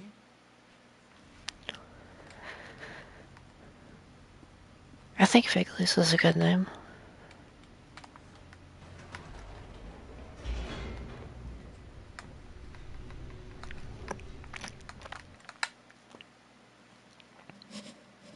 Descending deeper into the building, Stanley realized he felt a bit peculiar. It was a stirring of emotion in his chest, as though he felt more free to think for himself, to question the nature of his job. Why did he feel this now, when for years it had never occurred to him? This question would not go unanswered for long.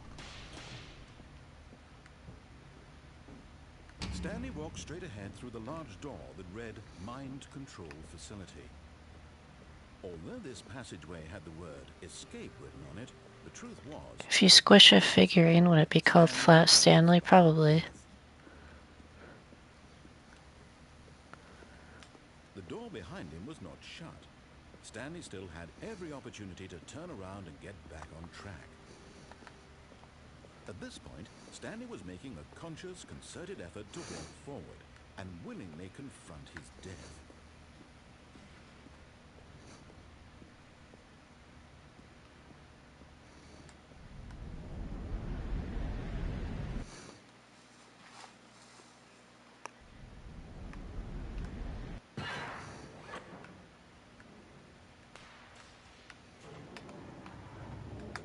As the machine whirred into motion and Stanley was inched closer and closer to his demise, he reflected that his life had been of no consequence whatsoever.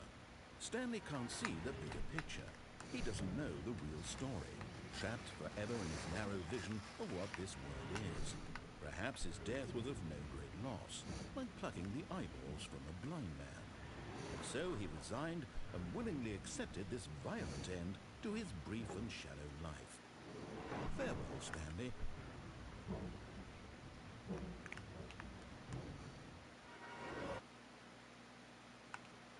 Farewell, Stanley, cried the narrator, as Stanley was led helplessly into the enormous metal jaws.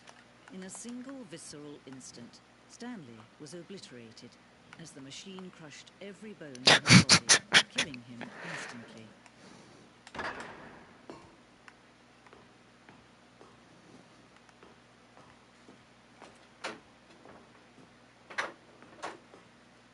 And yet it would be just a few minutes before Stanley would restart the game, back in his office, as alive as ever. What exactly did the narrator think he was going to accomplish?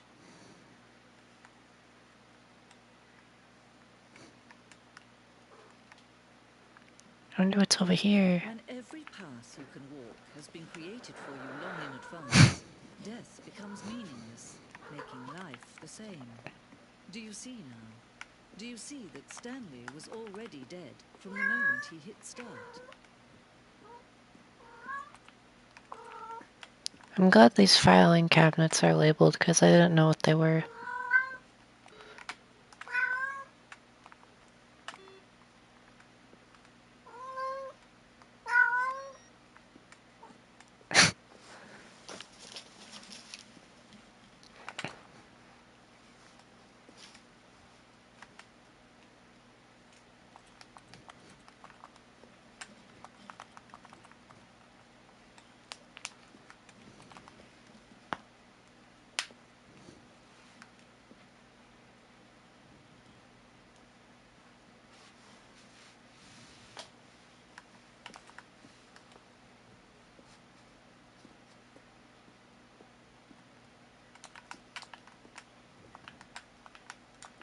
That was a whole lot of fun.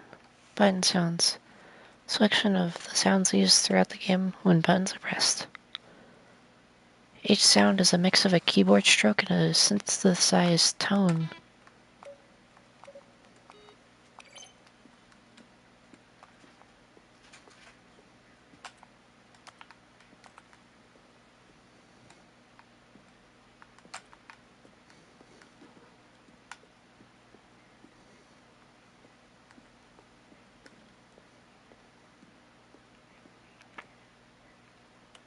After the second trailer we sent out, we asked people to email the narrator for questions. While we had initially planned to use these for further promotional materials, we never found a perfect use for them. Here are a selection of those emails.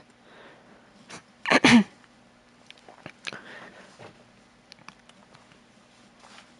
can't read that long enough.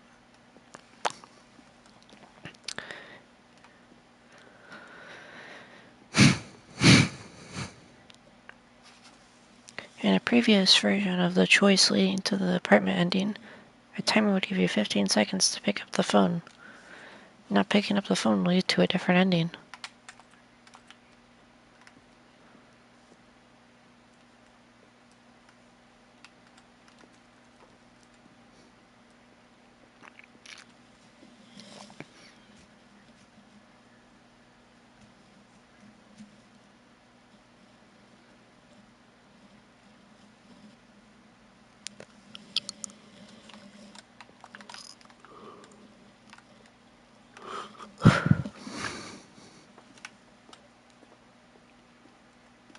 There's a whole lot of stuff here, jeez.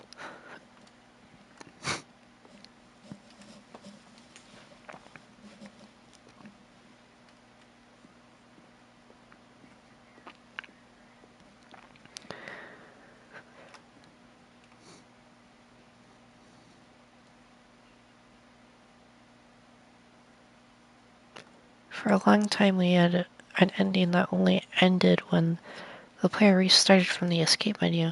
Unfortunately, very few players realized that this is what they were supposed to do, which was frustrating for everyone. Yeah, I think that would make people pretty angry. Countdown ending?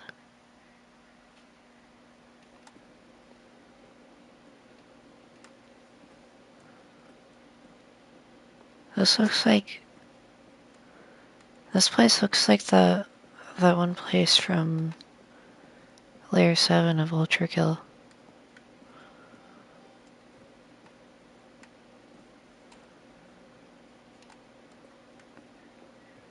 Okay, well that was fun.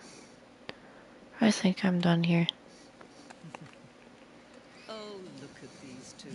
How they wish to destroy one another. How they wish to control one another. How they both wish to be free. Can you see? Can you see how much they need one another? No, perhaps not. Sometimes these things cannot be seen. But listen to me. You can still save these two. You can stop the program before they both fail. Turn off your PlayStation. There's no other way to beat this game. I'm not turning off my Sometimes your purpose PlayStation. will be walking someone else's path. Stop now and it'll be your only true choice. Whatever you do, choose it. Don't let time choose for you. Don't let... Is that an actual way that would give you an ending? Like, I'm not gonna try and test that out because it'll end the stream.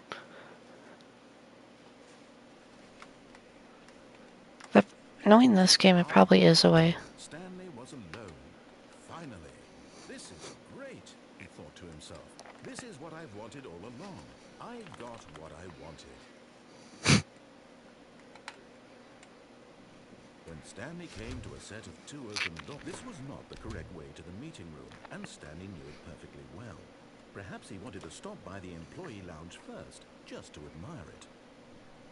Standing now in this incredible room, Stanley for the first time but eager to get back to business, Stanley took the first open door on his left. Stanley was so bad at following directions, it's incredible he wasn't 5 years ago. Look, Stanley, I think perhaps we've gotten off on the wrong foot here. I'm not your enemy, really, I'm not. I realize that investing in your trust in someone else can be difficult, but the fact is that the story has been about nothing but you all this time. There's someone you've been neglecting, Stanley. Someone you've forgotten about. What? Really? I was in the middle of something. Do you have zero consideration for others? Are you that convinced that I want something bad to happen to you? Why? Something I don't over know how there. to convince you of this, but I really do want to help you, to show you something beautiful. Look, let me prove it. Let me prove that I'm on your side. Give me a chance. Now listen carefully, this is important. Stanley walked through the red door. You're getting close now, Stanley. You've nearly gotten all of the Figler and the rings. Very soon, you'll collect the vast Okay, so the the last first one. number will equal the second number, and that will be it. We'll be different people by then. Different in the sense that we used to have none of them, and now we have them all. You can't go back to when you had no Figler and the rings. None of us can. Okay, so the other one is over there. Oh, thank God you are willing to listen to me. Do you see that I really have wanted you to be happy all this time? The problem is all these choices. The two of us always trying to get somewhere that isn't here. Running and running and running, just the way you're doing right now. Don't you see that it's killing us, Stanley? I wanted to stop. We would both be so much happier if we just stopped. And I think I have a solution. Here, let me show you.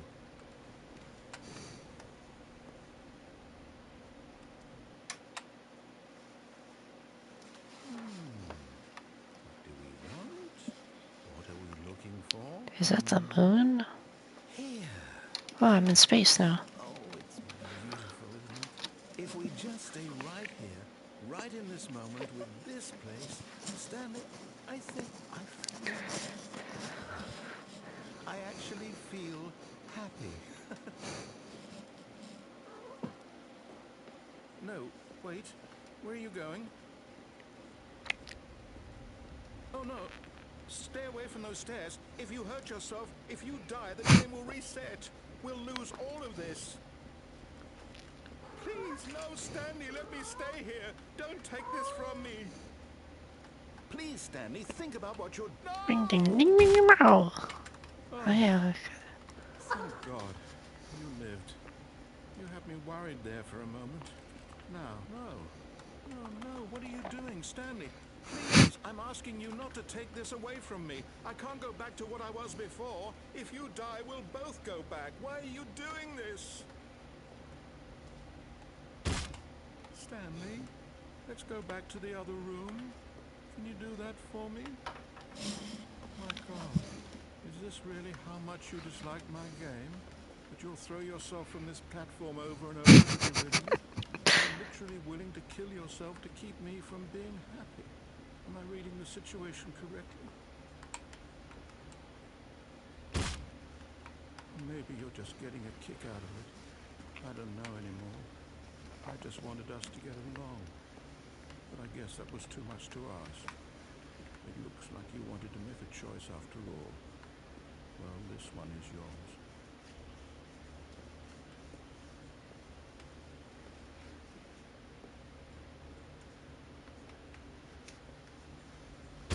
Is it over?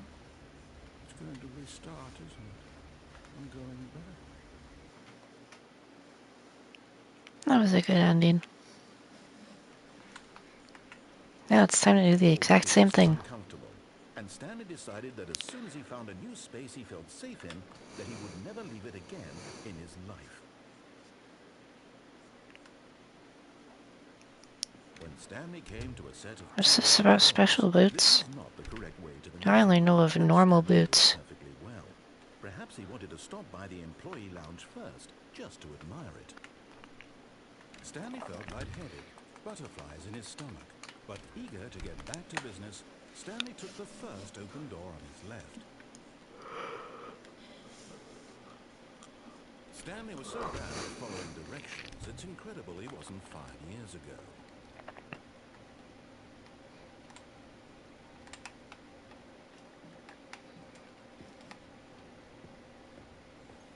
And there it is, the last Stiggly Wiggly. I got the Seriously, Siggly Stanley, Wiggly. this is a real accomplishment. This is doing something just for the sake of doing it. Where so many people expect to be rewarded for the most trivial achievements, you've insisted that a job well done is its own reward. I would tell you that I'm proud of you for collecting them all, but that would be like a reward, and we can't have that. So, instead I'll just say, it's done. We're all done here. And now we can go to whatever the hell you were doing before you hunted for figurines.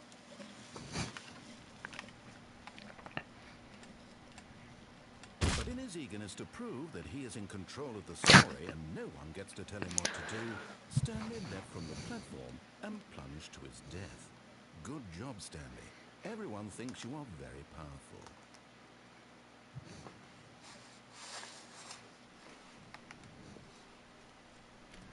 Oh, the balloons are gone. Stanley, I guess I'm I did sorry, everything. but I have to put a pause on things. It's those figurines. Those figments. I haven't stopped thinking about them since you nabbed every last one. Wasn't it just the most intrinsically fulfilling moment of your entire life? Didn't it fill you to the brim with inner richness? Yes, I know we're supposed to be telling a story, but won't you please indulge me with one more trip back to the memory zone? I would love nothing more than to revisit the figurines. Just one more time.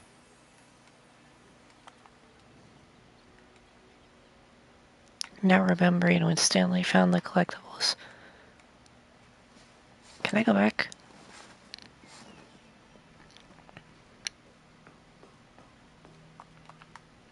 No, I can't. Okay.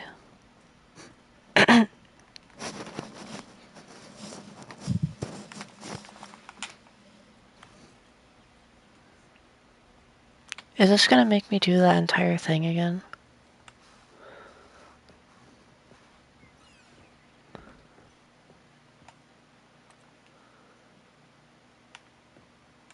I don't remember these. Did I miss those? I probably missed those.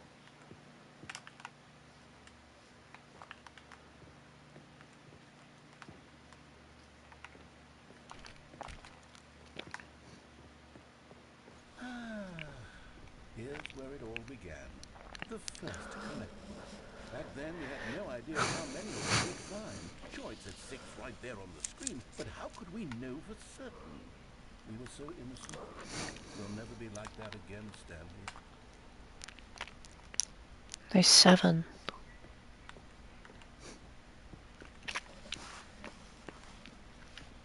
And here was the second Stanlerine. I'll be honest, back then I had no faith in you to find any of them, let alone 6. But you continue to surprise me in all sorts of mundane, unremarkable ways.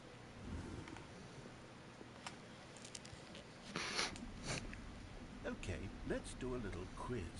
Which of these rooms was the room you found your third mini Stan? Can you remember? It was this one. Hey, that's exactly right. It was here in the boss's bathroom. It was the third one. You picked it up, and then after that, you had 3 of them.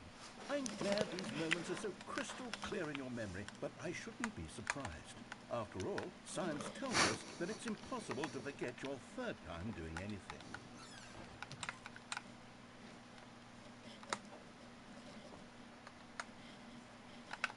Let's see, what came next?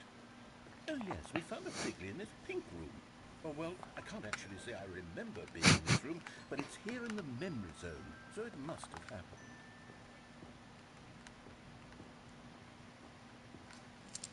This was the 5th mini Stan, and this one was really something special. It was by the red and blue doors. I remember it so clearly. In fact, because this one is particularly special to me, I made a little video to commemorate the occasion. Enjoy. Ooh, a video.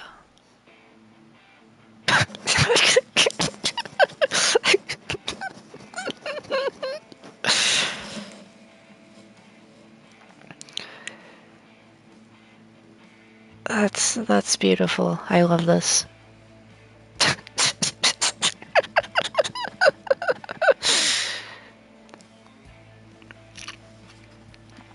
Absolute cinema. Absolute cinema.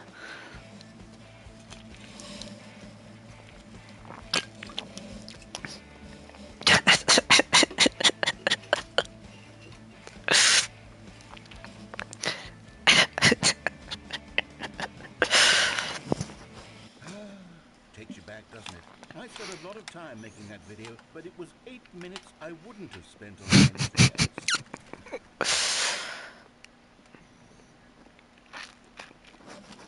This game is absolute cinema.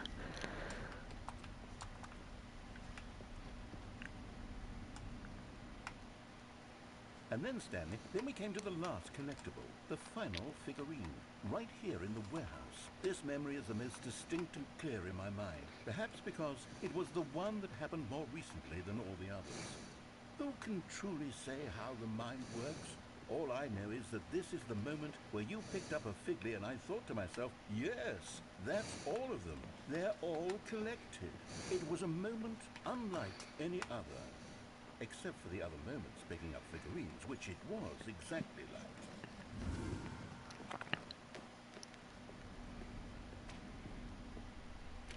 And then there was no more, because we've caught up to the present moment. Nothing left to do but move onward into the future. Goodbye, Memory Zone. That was awesome. I really like that. No, I'm not done. I'm not ready to move on. Stop the loading screen. Isn't there some way we can stay here, keep enjoying these figurines? Let's just go backwards. We'll do the memory zone again from the opposite direction. See how that feels. Spaceballs reference?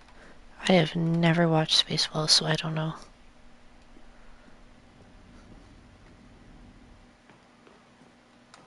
Okay, yes. This spot in the warehouse. I remember this. I must say, of all the figurines we looked at in our initial tour of the memory zone, this one is the most distinct and clear in my mind. Let's keep going. I want more. Peak Cinema? I must have to check it out then. And here's where I made that video. Don't you remember the video we watched?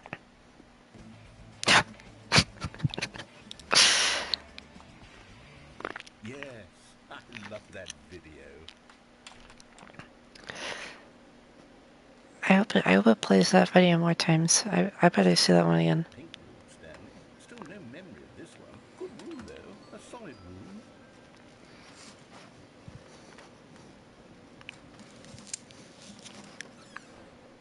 These really were a treat to hunt down. You know, if there had been any kind of reward for finding all of these, it really would have muted the intrinsic joy of collecting them. I'm very glad we resisted the temptation. Next one. I want to check the trophies for this game. How many trophies are there? I've earned 2 out of 12.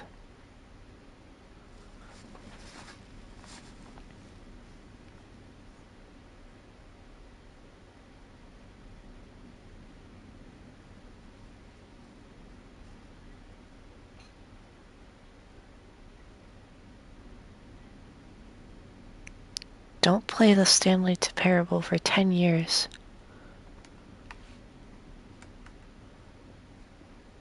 That's an achievement I will get in 2035, which will be after the world has already ended, so... This was our second Figley. Don't you remember? Yes, I remember it too. The past is truly a wonderful thing. Why does anyone ever choose to leave it? Keep going. This is it. The very first one we found in the exhibit where I introduced you to the figurines. Oh, I want more memories, Stanley. I want to keep going. What else is there? What came before this?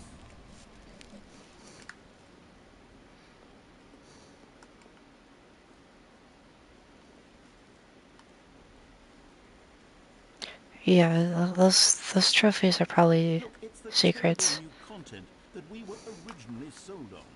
I remember hating it back then. But time does put a rosy filter on everything. Oh, yes, the two doors. Who could have forgotten that? A classic memory, this one.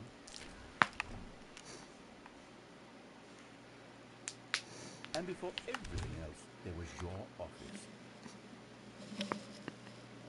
Is there anything else? Was there something that came before your office? There's something I feel I can remember. I can remember.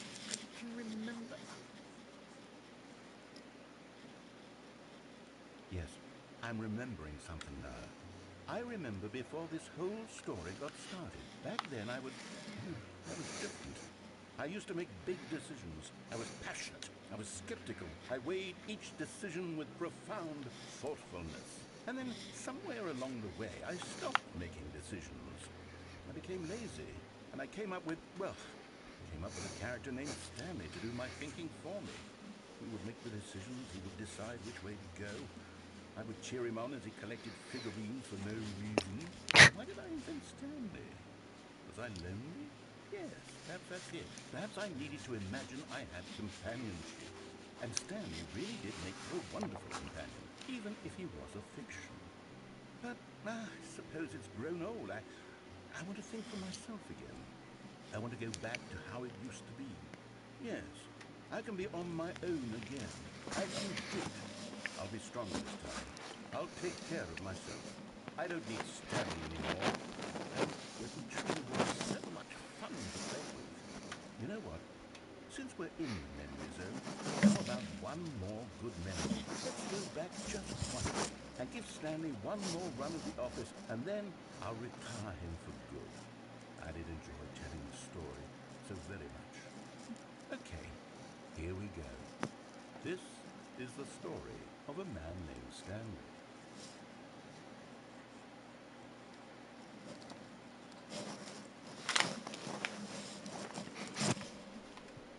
Oh, now we're back here, and there's the balloons again. Stanley's office was a distant memory. What did it look like?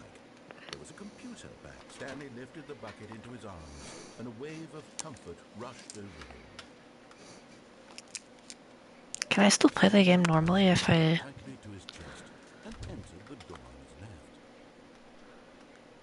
if I do this? Still no one was here. Stanley needed the bucket's warmth and comfort now more than ever. Perhaps his boss's office was where he'd find answers. Coming to a staircase, Stanley and the bucket walked upstairs to the boss's office.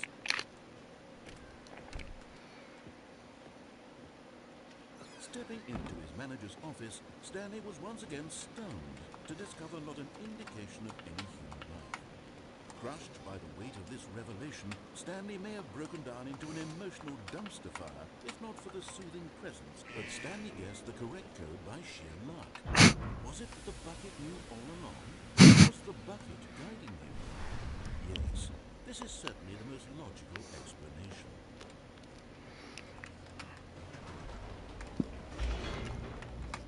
I'm speed running this.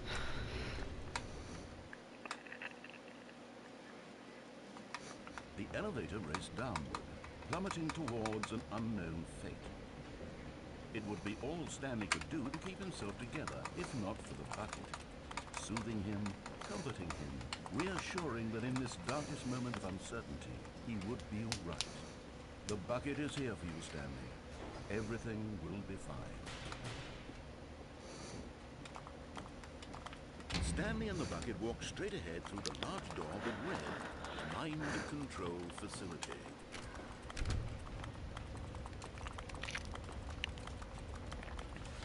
The lights rose on an enormous room packed with television screens. What horrible secret did this place hold? Stanley and the bucket both wondered to themselves.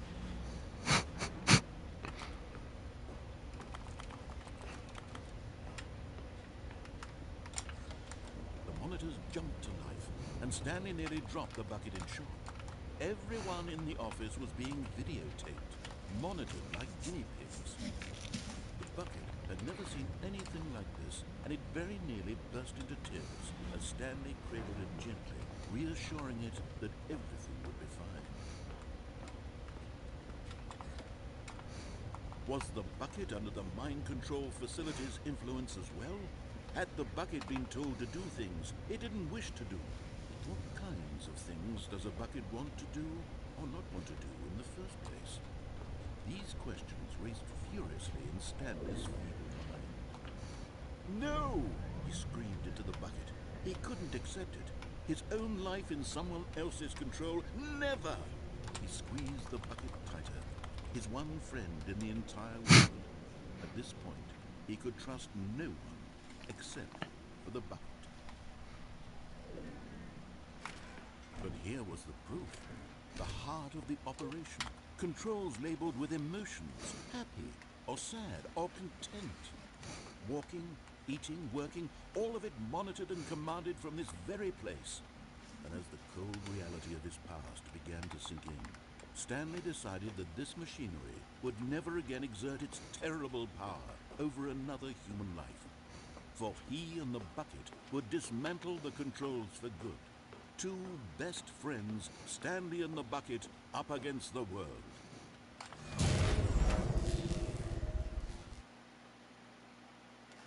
I win. Stanley and the bucket waited in blackness. Was it over? Yes, they had done it. Stanley and the bucket had defeated their greatest and darkest enemy, freed themselves from the tyrannical grip of the evil mind control machine. Freedom was now mere moments away.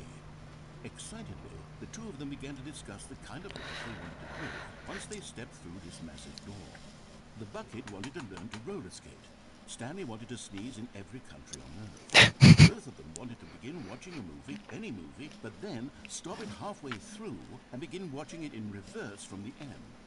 True, it was a simple life they envisioned, but it was one they'd lived together, with one another to lean on, to trust, to support, and... What? Wait, what was happening? Why had the door stopped? Was Stanley and the bucket not about to be freed? An unbearable silence filled the room, lingering in uncertainty, until finally the truth hit Stanley square in the face. This building did not want the bucket to leave. Even the facility itself recognized the incredible calming presence of the bucket, needed the soothing warmth of the bucket. They were a place, not a part of the bucket. No. Stanley can't leave this place. Not while he has such a precious bucket in his arms. Not while this building has anything to say about it. Stanley realized he would never again leave this very room. But at least he has the bucket. To be trapped eternally in darkness isn't really so bad, Stanley thought to himself. As long as I have my bucket with me, right? I'll be okay, won't I? Stanley gulped. Very soon now, he was about to find out. Okay, so I shouldn't bring the bucket next time. All of his co-workers were gone. What could it mean? Okay, Stanley now we're gonna decided to go speedrun to the this. meeting room. Perhaps he had simply missed a memo.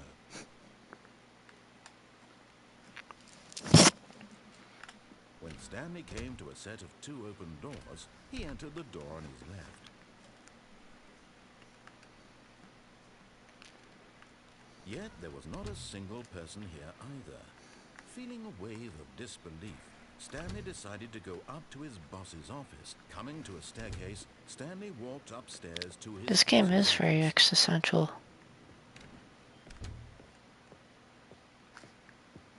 Stepping into his manager's office, Stanley was once again stunned to discover not an indication of any human life. What could it mean? Stanley wondered aloud to nobody. He began wildly Stanley was in such a rush to get through the story as quickly I as keep possible. messing up that He code. didn't even have a single minute to just let the narrator talk. That kind of anxiety isn't healthy, so he relaxed for a few moments with some calming New Age music.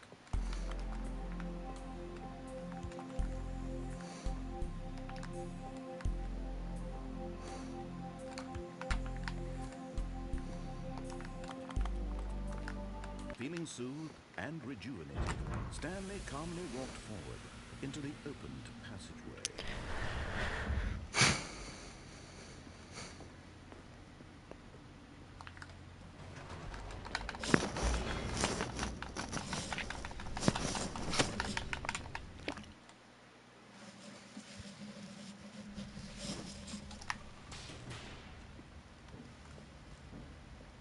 Stanley walked straight ahead through the large door that read Mind Control Facility.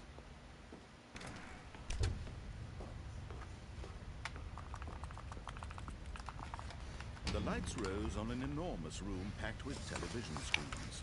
What horrible secret did this place hold? Stanley thought to himself. Did he have the strength to find out?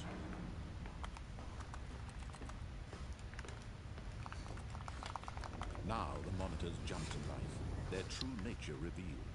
Each bore the number of an employee in the building, Stanley's co-workers. The lives of so many individuals reduced to images on a screen, and Stanley, one of them, eternally monitored in this place where freedom meant nothing. This mind control facility, it was too horrible to believe. It couldn't be true. Had Stanley really been under someone's control all this time? Was this the only reason he was happy with his boring job? That his emotions had been manipulated to accept it blindly? No, he refused to believe it. He couldn't accept it. His own life in someone else's control? Never! It was unthinkable, wasn't it? Was it even possible? Had he truly spent his entire life utterly blind to the world? But here was the proof. The heart of the operation. Controls labeled with emotions.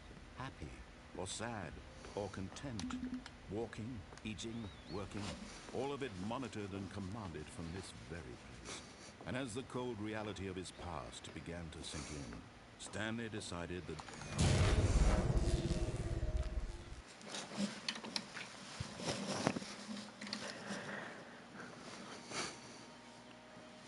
Okay, now I won.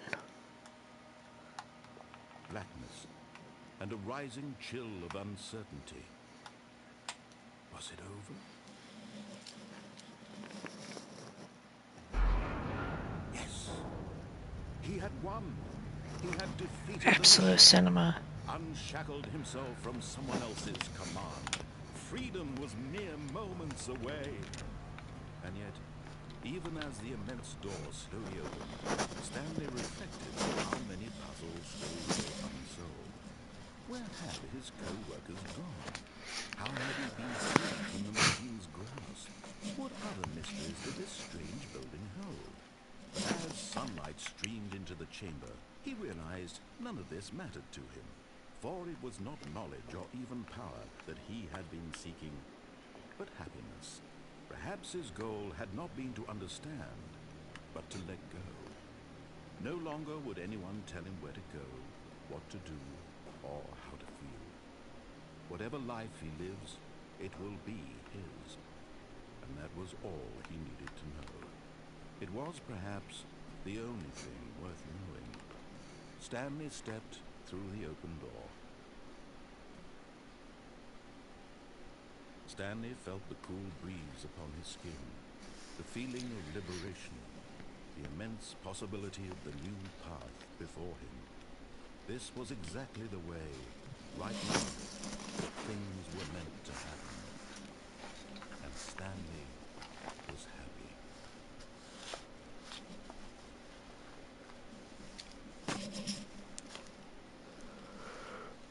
Absolute cinema.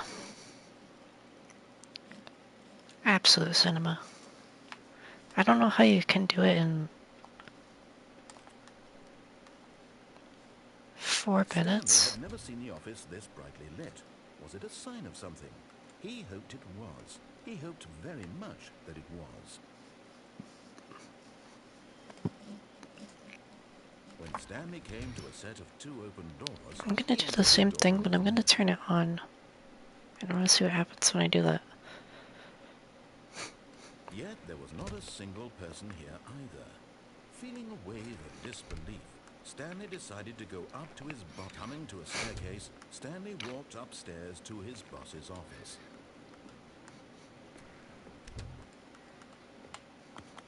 Okay, I think we all know the drill by now. Blah, blah, blah. Dark secrets, the keypad. Stanley pushes some buttons. Oh, hey, look, it's a new passageway. Quelle surprise.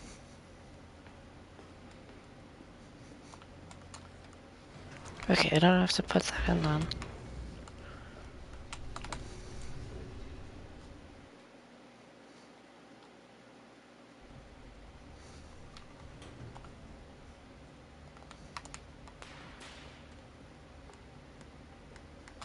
Stanley walked straight ahead through the large door that read Mind Control Facility.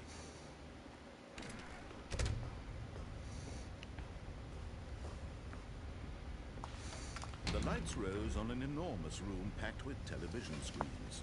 What horrible secret did this place hold? Stanley thought to himself.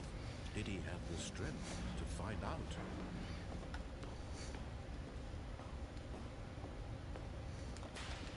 Now the monitors jumped to life, their true nature revealed. Each bore the number of an employee in the building, Stanley's co-workers. The lives of so many individuals reduced to images on a screen, and Stanley, one of them, eternally monitored in this place where freedom meant nothing. This mind control facility, it was too horrible to believe. It couldn't be true. Had Stanley really been under someone's control all this time? Was this the only reason he was happy with his boring job? That his emotions had been manipulated to accept it blindly? No, he refused to believe it. He couldn't accept it. His own life in someone else's control? Never! It was unthinkable, wasn't it? Was it even possible? Had he truly spent his entire life utterly blind to the world? But here was the proof, the heart of the operation. Controls labeled with emotions, happy or sad or content. Walking, eating, working, all of it monitored and commanded from this very place. And as the cold reality of his past began to sink in, Stanley decided that this machinery would never again exert its terrible power over another human life. For he would dismantle the controls once and for all.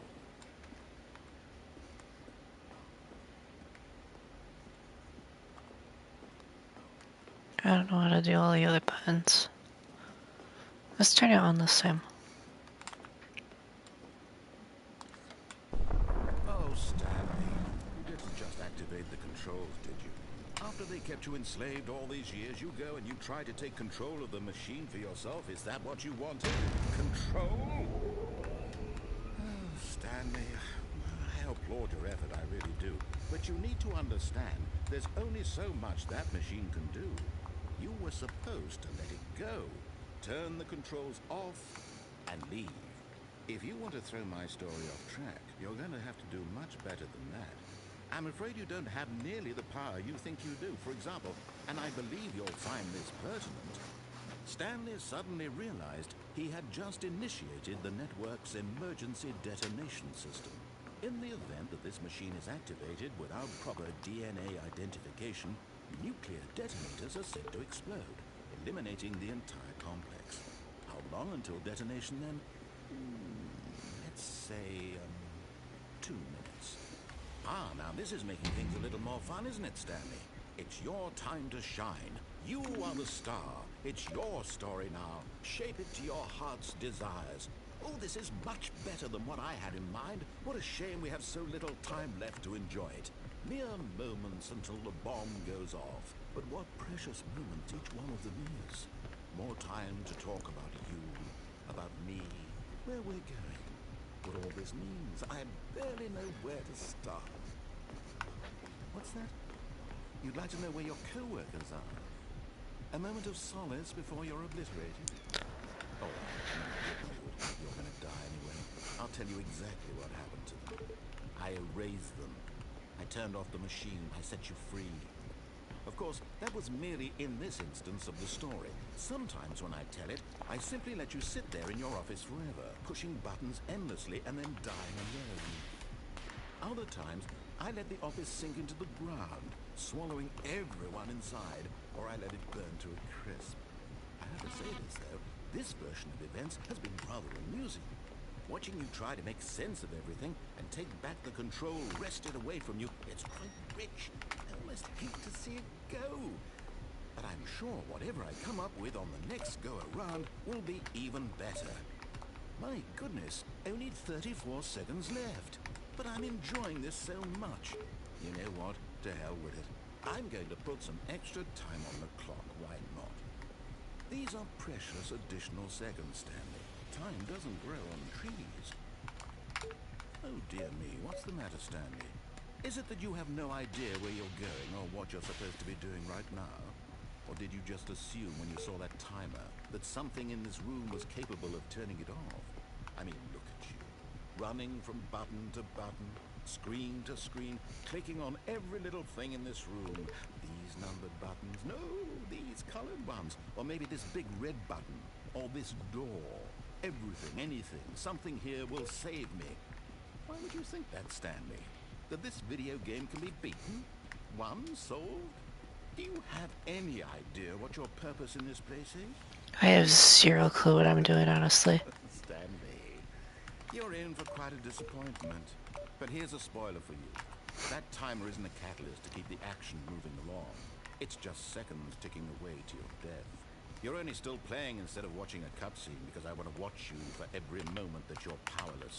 To see you made humble. This is not a challenge. It's a tragedy. You wanted to control this world, that's fine. But I'm going to destroy it first, so you can't. Take a look at the clock, Stanley. That's 30 seconds you have left to struggle. 30 seconds until a big boom and then nothing. No ending here, just you being blown to pieces. Will you cling desperately to your frail life, or will you let it go peacefully? Another choice. Make it count, or don't. It's all the same to me, all a part of the joke. And believe me, I will be laughing at every second of your inevitable life from the moment we fade in until the moment I say, happily ever after. Yeah, I don't think that's how you do that.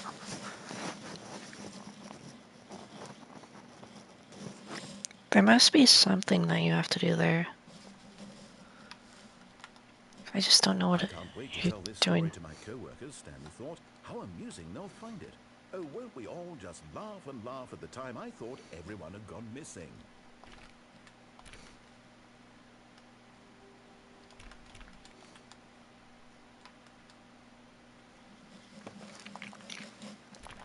I could probably look up a guide or something on what to do there, but When Stanley came to a set of 2 open doors, he entered the door on his left. This was not the correct way to the meeting room, and Stanley knew it perfectly well. Perhaps he wanted to stop by the employee lounge first, just to admire it. yeah, there's definitely some sort of puzzle you're supposed to do there, but Majestic, perhaps too, but eager to get back to business, Stanley took the first I'll try open it door on again, his and left. if I screw it up this time, then I'll So he just... detoured through the maintenance section, walked straight ahead to the opposite door, and got back on track. Yet there was not a single person here either. Feeling a wave of disbelief, Stanley decided to go up to his boss's. Coming to a staircase, Stanley walked upstairs to his boss's office.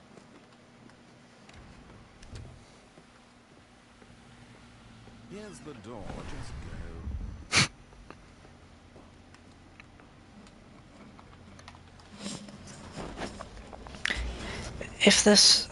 If this doesn't work,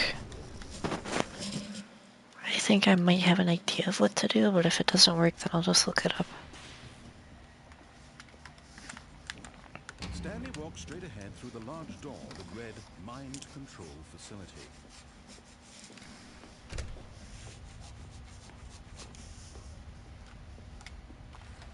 The lights rose on an enormous room packed with television screens. What horrible secret did this place hold? Stanley thought to himself. Did he have the strength to find out?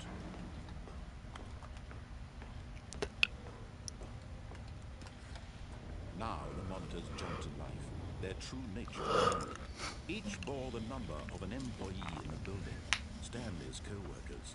The lives of so many individuals reduced to images on a screen. And Stanley, one of them, eternally monitored in this place where freedom meant nothing.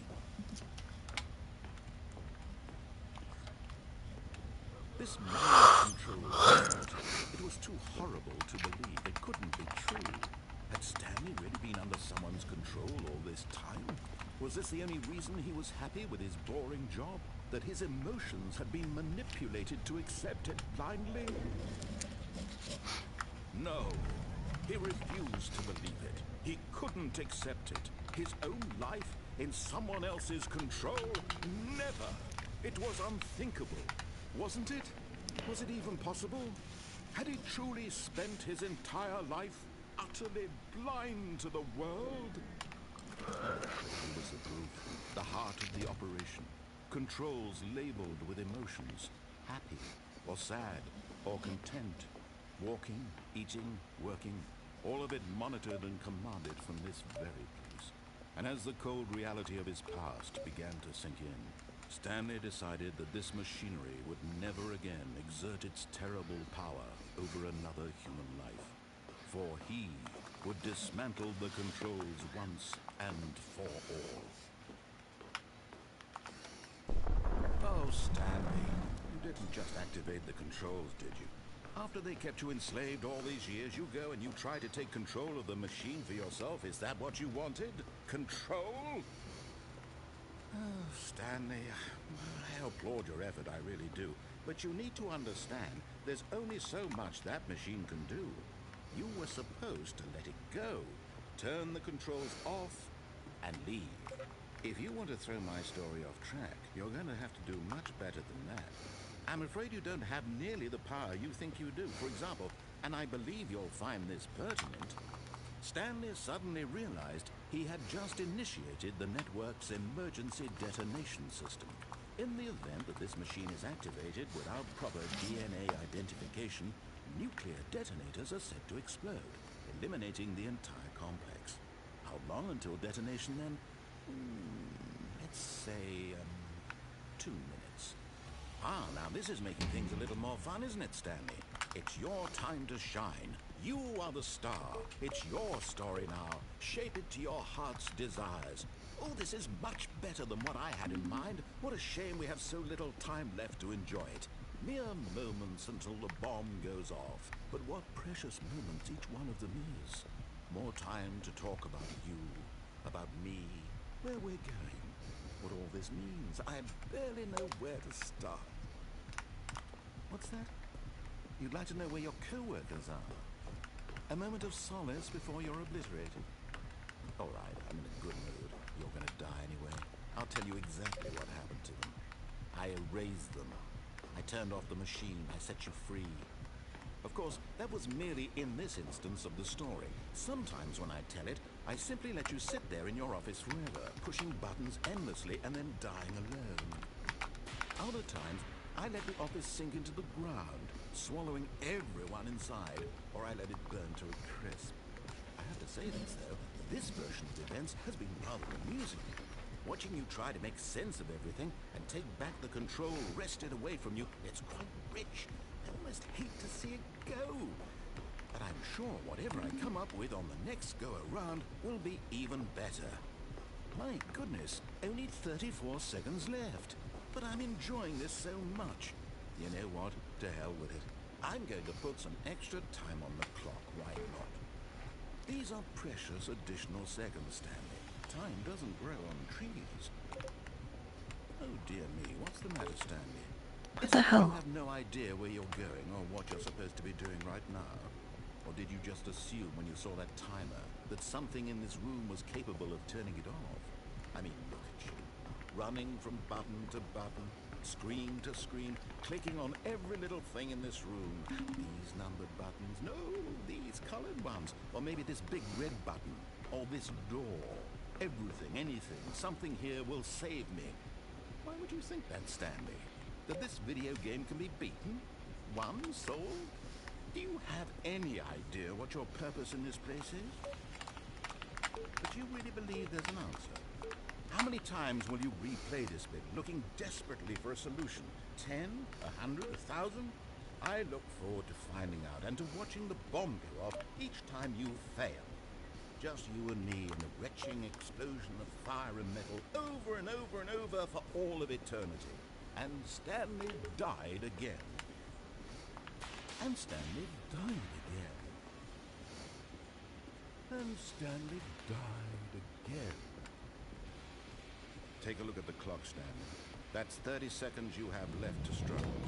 30 seconds until a big boom and then nothing. No ending here, just you being blown to pieces. Will you cling desperately to your frail life, or will you let it go peacefully? Another choice. Make it count. Or don't. It's all the same to me, all a part of the joke. And believe me, I will be laughing at every second of your inevitable life from the moment we fade in until the moment I say, happily ever after. Okay, yeah, I don't know what to do here.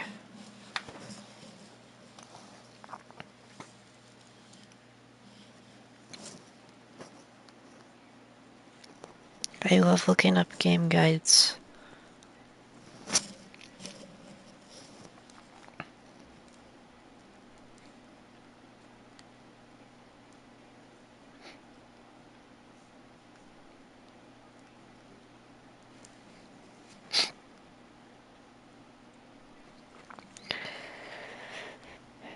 Okay.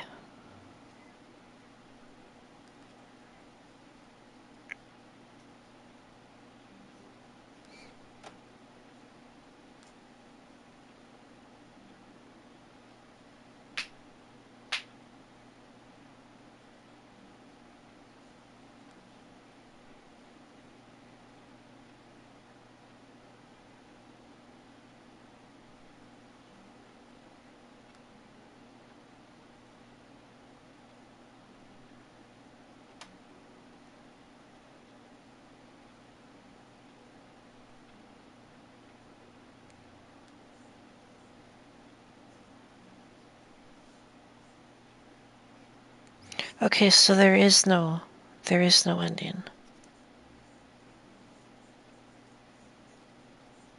So nothing happens. Okay. So yeah, there isn't anything special there, I guess. Let's look at the trophies again.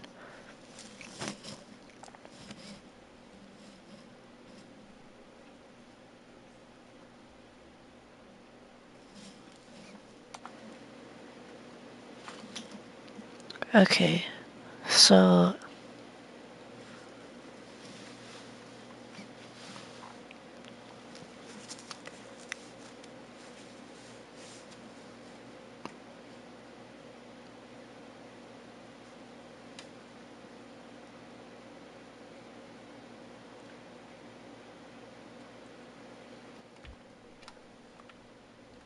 don't leave the office. Gone. What could it mean? Wait, one Stanley of the... decided to go to the meeting room. Perhaps he had simply missed a memo. Oh, please. Are you really just doing this for the trophy? Click a door 5 times? Is that all you think a trophy is worth? No. I can't just give these merits away for such little effort. A measly 5 clicks? Now, suppose you were to click the door 20 times. I would say that's the kind of effort that warrants recognition.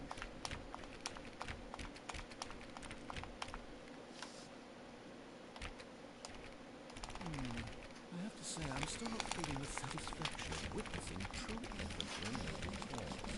Perhaps 50 clicks will do it. Yes, certainly 50 clicks.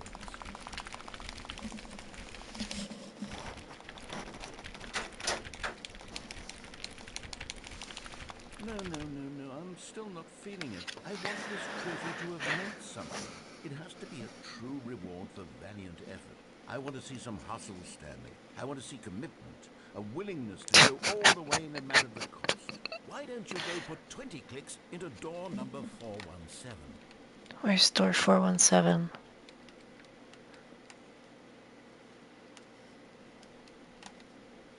417 has to be over here somewhere.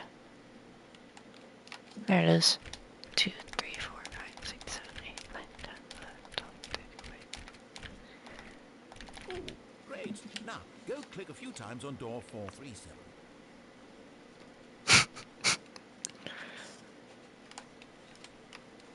Excellent. I think we're getting somewhere. Now, door 415. Let's give it 10 clicks or so.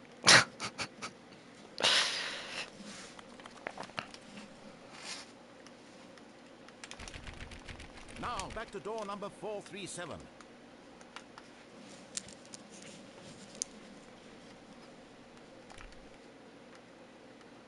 Let's see. How about you click on, well, I don't know, the copy machine. All right, back to room 417. I'm really feeling it now. I think we're getting somewhere.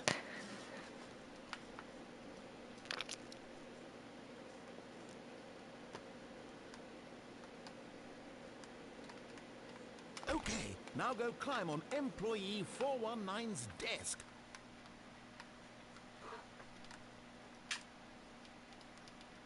Yes! This is great! You're putting it all on the line, Stanley. I like that. All right, let's keep it up. Go give me a few clicks on door 416.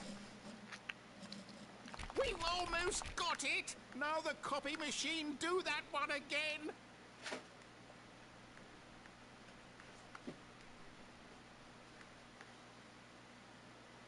Finish it up, Stanley! 5 clicks on door 430! Yes! We did it! Oh, wow. That felt amazing. Oh, you really earned it, Stanley. Nothing could hold you back. Yes, I'm very proud of how far we've come today. Okay, that was cool. That was a good ending. That wasn't even an ending. Now this is epic When Stanley bacon. came to a set of 2 open doors, he entered the door. This was not the correct way to the meeting room, and Stanley knew it perfectly well. Perhaps he wanted to stop by the employee lounge first, just to admire it. And here it was, the lounge.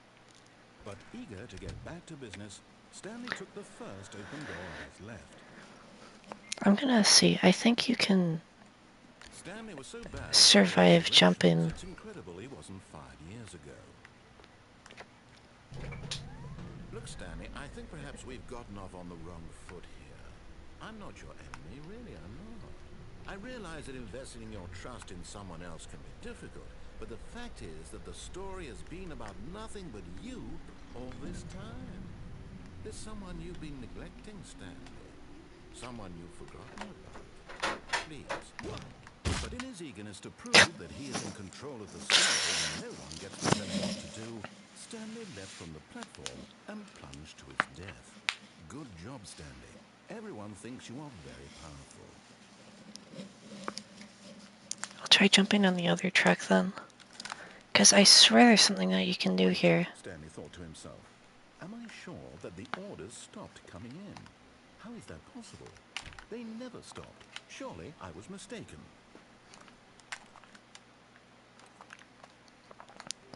Also, When I don't Stanley think came to a set of 2 open doors, this was I not don't the think correct anything way to the happens meeting if I room, stay and in that Stanley room. knew it perfectly well.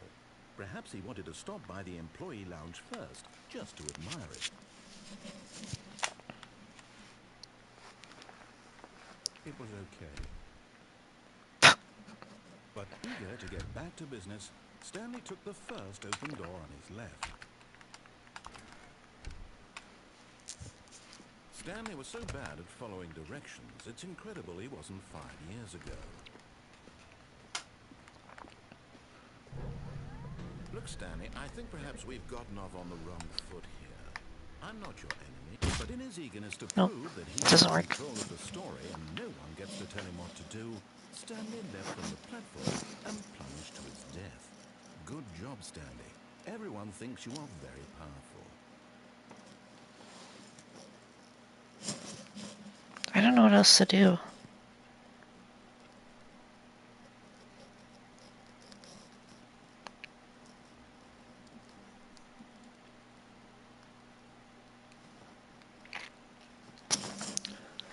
Because I don't think I've gotten all the endings. I just How wonderful. don't know Stanley how to was get alone. any of them. Finally. This is great, he thought to himself. This is what I've wanted all along. I got what I wanted.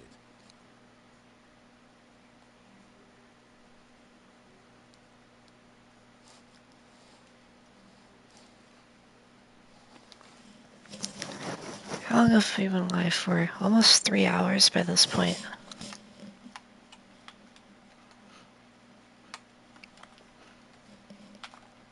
Like, there definitely is a lot more to do here. But I don't know.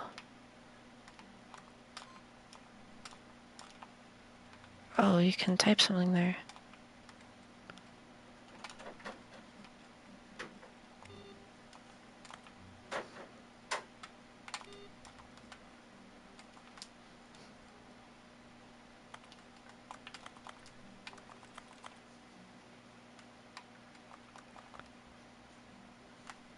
Wait, can you do that with multiple computers?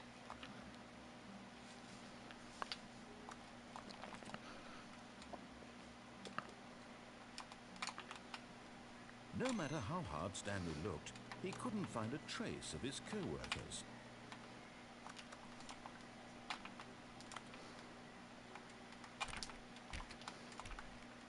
Stanley went around touching every little thing in the office, but it didn't make a single difference, nor did it advance the story in any way. Okay, yeah, I don't think that does anything. Stanley clicked on literally every single door in the office, because he doesn't pick up well on cues from his environment.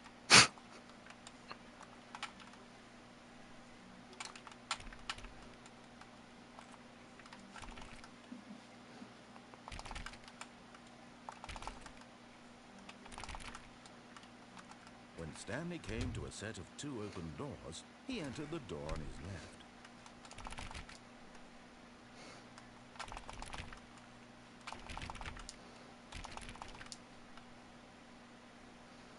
Yet there was not a single person here either. Feeling a wave of disbelief, Stanley did— Oh, no, not again. I won't be part of this. I'm not going to encourage you. I'm not going to say anything at all. I'm just going to be patient and wait for you to finish. Coming to a staircase, Stanley walked upstairs to his boss's office. But Stanley just couldn't do it. He considered the possibility of facing his boss, admitting he had left his post during work hours. He might be fired for that. And in such a competitive economy, why had he taken that risk? All because he believed everyone had vanished. His boss would think he was crazy. And then something occurred to Stanley. Maybe, he thought to himself, maybe I am crazy. All of my co-workers blinking mysteriously out of existence in a single moment for no reason at all? None of it made any logical sense. And as Stanley pondered this, he began to make other strange observations. For example, why couldn't he see his feet when he looked down? Why did doors close automatically behind him wherever he went? And for that matter, these rooms were starting to look pretty familiar. Were they simply repeating? No, Stanley said to himself, this is all too strange. This can't be real. And at last, he came to the conclusion that had been on the tip of his tongue. He just hadn't found the words for it. I'm dreaming, he yelled. This is all a dream. Oh, what a relief Stanley felt to have finally found an answer, an explanation. His co-workers weren't actually gone. He wasn't going to lose his job. He wasn't crazy after all. And he thought to himself, I suppose I'll wake up soon. I'll have to go back to my boring real-life job pushing buttons. I may as well enjoy this while I'm still lucid. So, he imagined himself flying and began to gently float above the ground. Then he imagined himself soaring through space on a magical star field, and it too appeared. It was so much fun, and Stanley marveled that he had still not woken up. How was he remaining so lucid? And then perhaps the strangest question of them all entered Stanley's head. One he was amazed he hadn't asked himself sooner. Why is there a voice in my head dictating everything that I'm doing and thinking? Now the voice was describing itself being considered by Stanley, who found it particularly strange. I'm dreaming about a voice describing me, thinking about how it's describing my thoughts, he thought. And while he thought it all very odd, and wondered if this voice spoke to all people in their dreams, the truth was that, of course, this was not a dream. How could it be? Was Stanley simply deceiving himself, believing that if he's asleep, he doesn't have to take responsibility for himself? Stanley is as awake right now as he's ever been in his life. Now, hearing the voice speak these words was quite a shock to Stanley. After all, he knew for certain, beyond a doubt, that this was in fact a dream. Did the voice not see him float and make the magical stars just a moment ago? How else would the voice explain all that? This voice was a part of himself too. Surely, if he could just— He would prove it. He would prove that he was in control, that this was a dream. So he closed his eyes gently, and he invited himself to wake up. He felt the cool weight of the blanket on his skin. the press of the mattress on his back, the fresh air of a world outside this one. Let me wake up, he thought to himself. I'm through with this dream. I wish it to be over. I like how Let me the go back overlay to my doesn't even desk. completely cover the Let me screen. continue pushing the buttons. Please, it's all I want. I want my apartment, and my wife, and my job. All I want is my life exactly the way it's always been. My life is normal. I am normal. Everything will be fine. I am okay.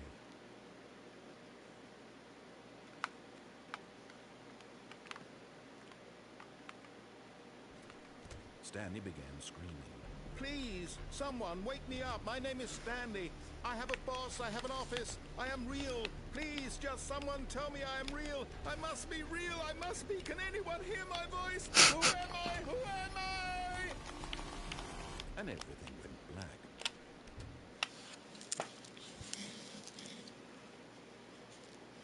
This is the story of a woman named Mariella. Mariella woke up on a day like any other. She arose, got dressed, gathered her belongings, and walked to her place of work. But on this particular day, her walk was interrupted by the body of a man who had stumbled through town talking and screaming to himself, and then collapsed dead on the sidewalk. And although she would soon turn to go call for an ambulance, for just a few brief moments she considered the strange man. He was obviously crazy. This much she knew. Everyone knows what crazy people look like.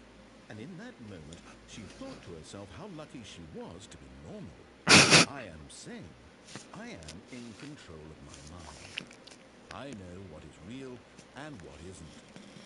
It was comforting to think this, and in a certain way, seeing this man made her feel better. But then she remembered the meeting she had scheduled for that day. The very important people whose impressions of her would affect her career, and by extension, the rest of her life. She had no time for this, so it was only a moment that she stood there, staring down at the body. And then she turned and ran. That was pretty epic bacon. That was pretty epic bacon. But yeah, I have no idea what else to do. Oh, it's still the number 2. Okay. But yeah, that was pretty fun. I had a lot of fun there.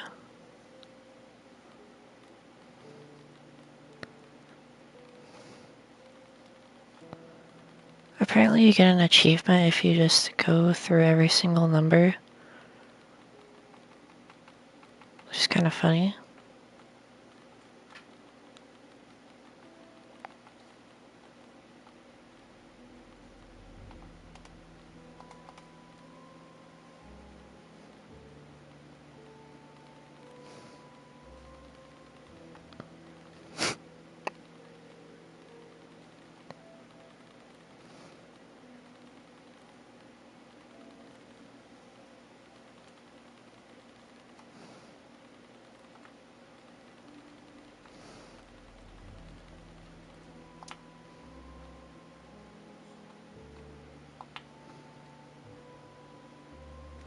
I am not doing all that. But yeah, that was the Stanley Parable. I thought it was a very fun and interesting game. It was very existential, but it was very fun. It was very enjoyable and very funny. Me personally, I think it was a game, and that's all I really have to say. Yeah, it was very eerie. But overall, I think it was pretty good. I definitely didn't get every ending that I can, because I don't know how to get, like, most of them.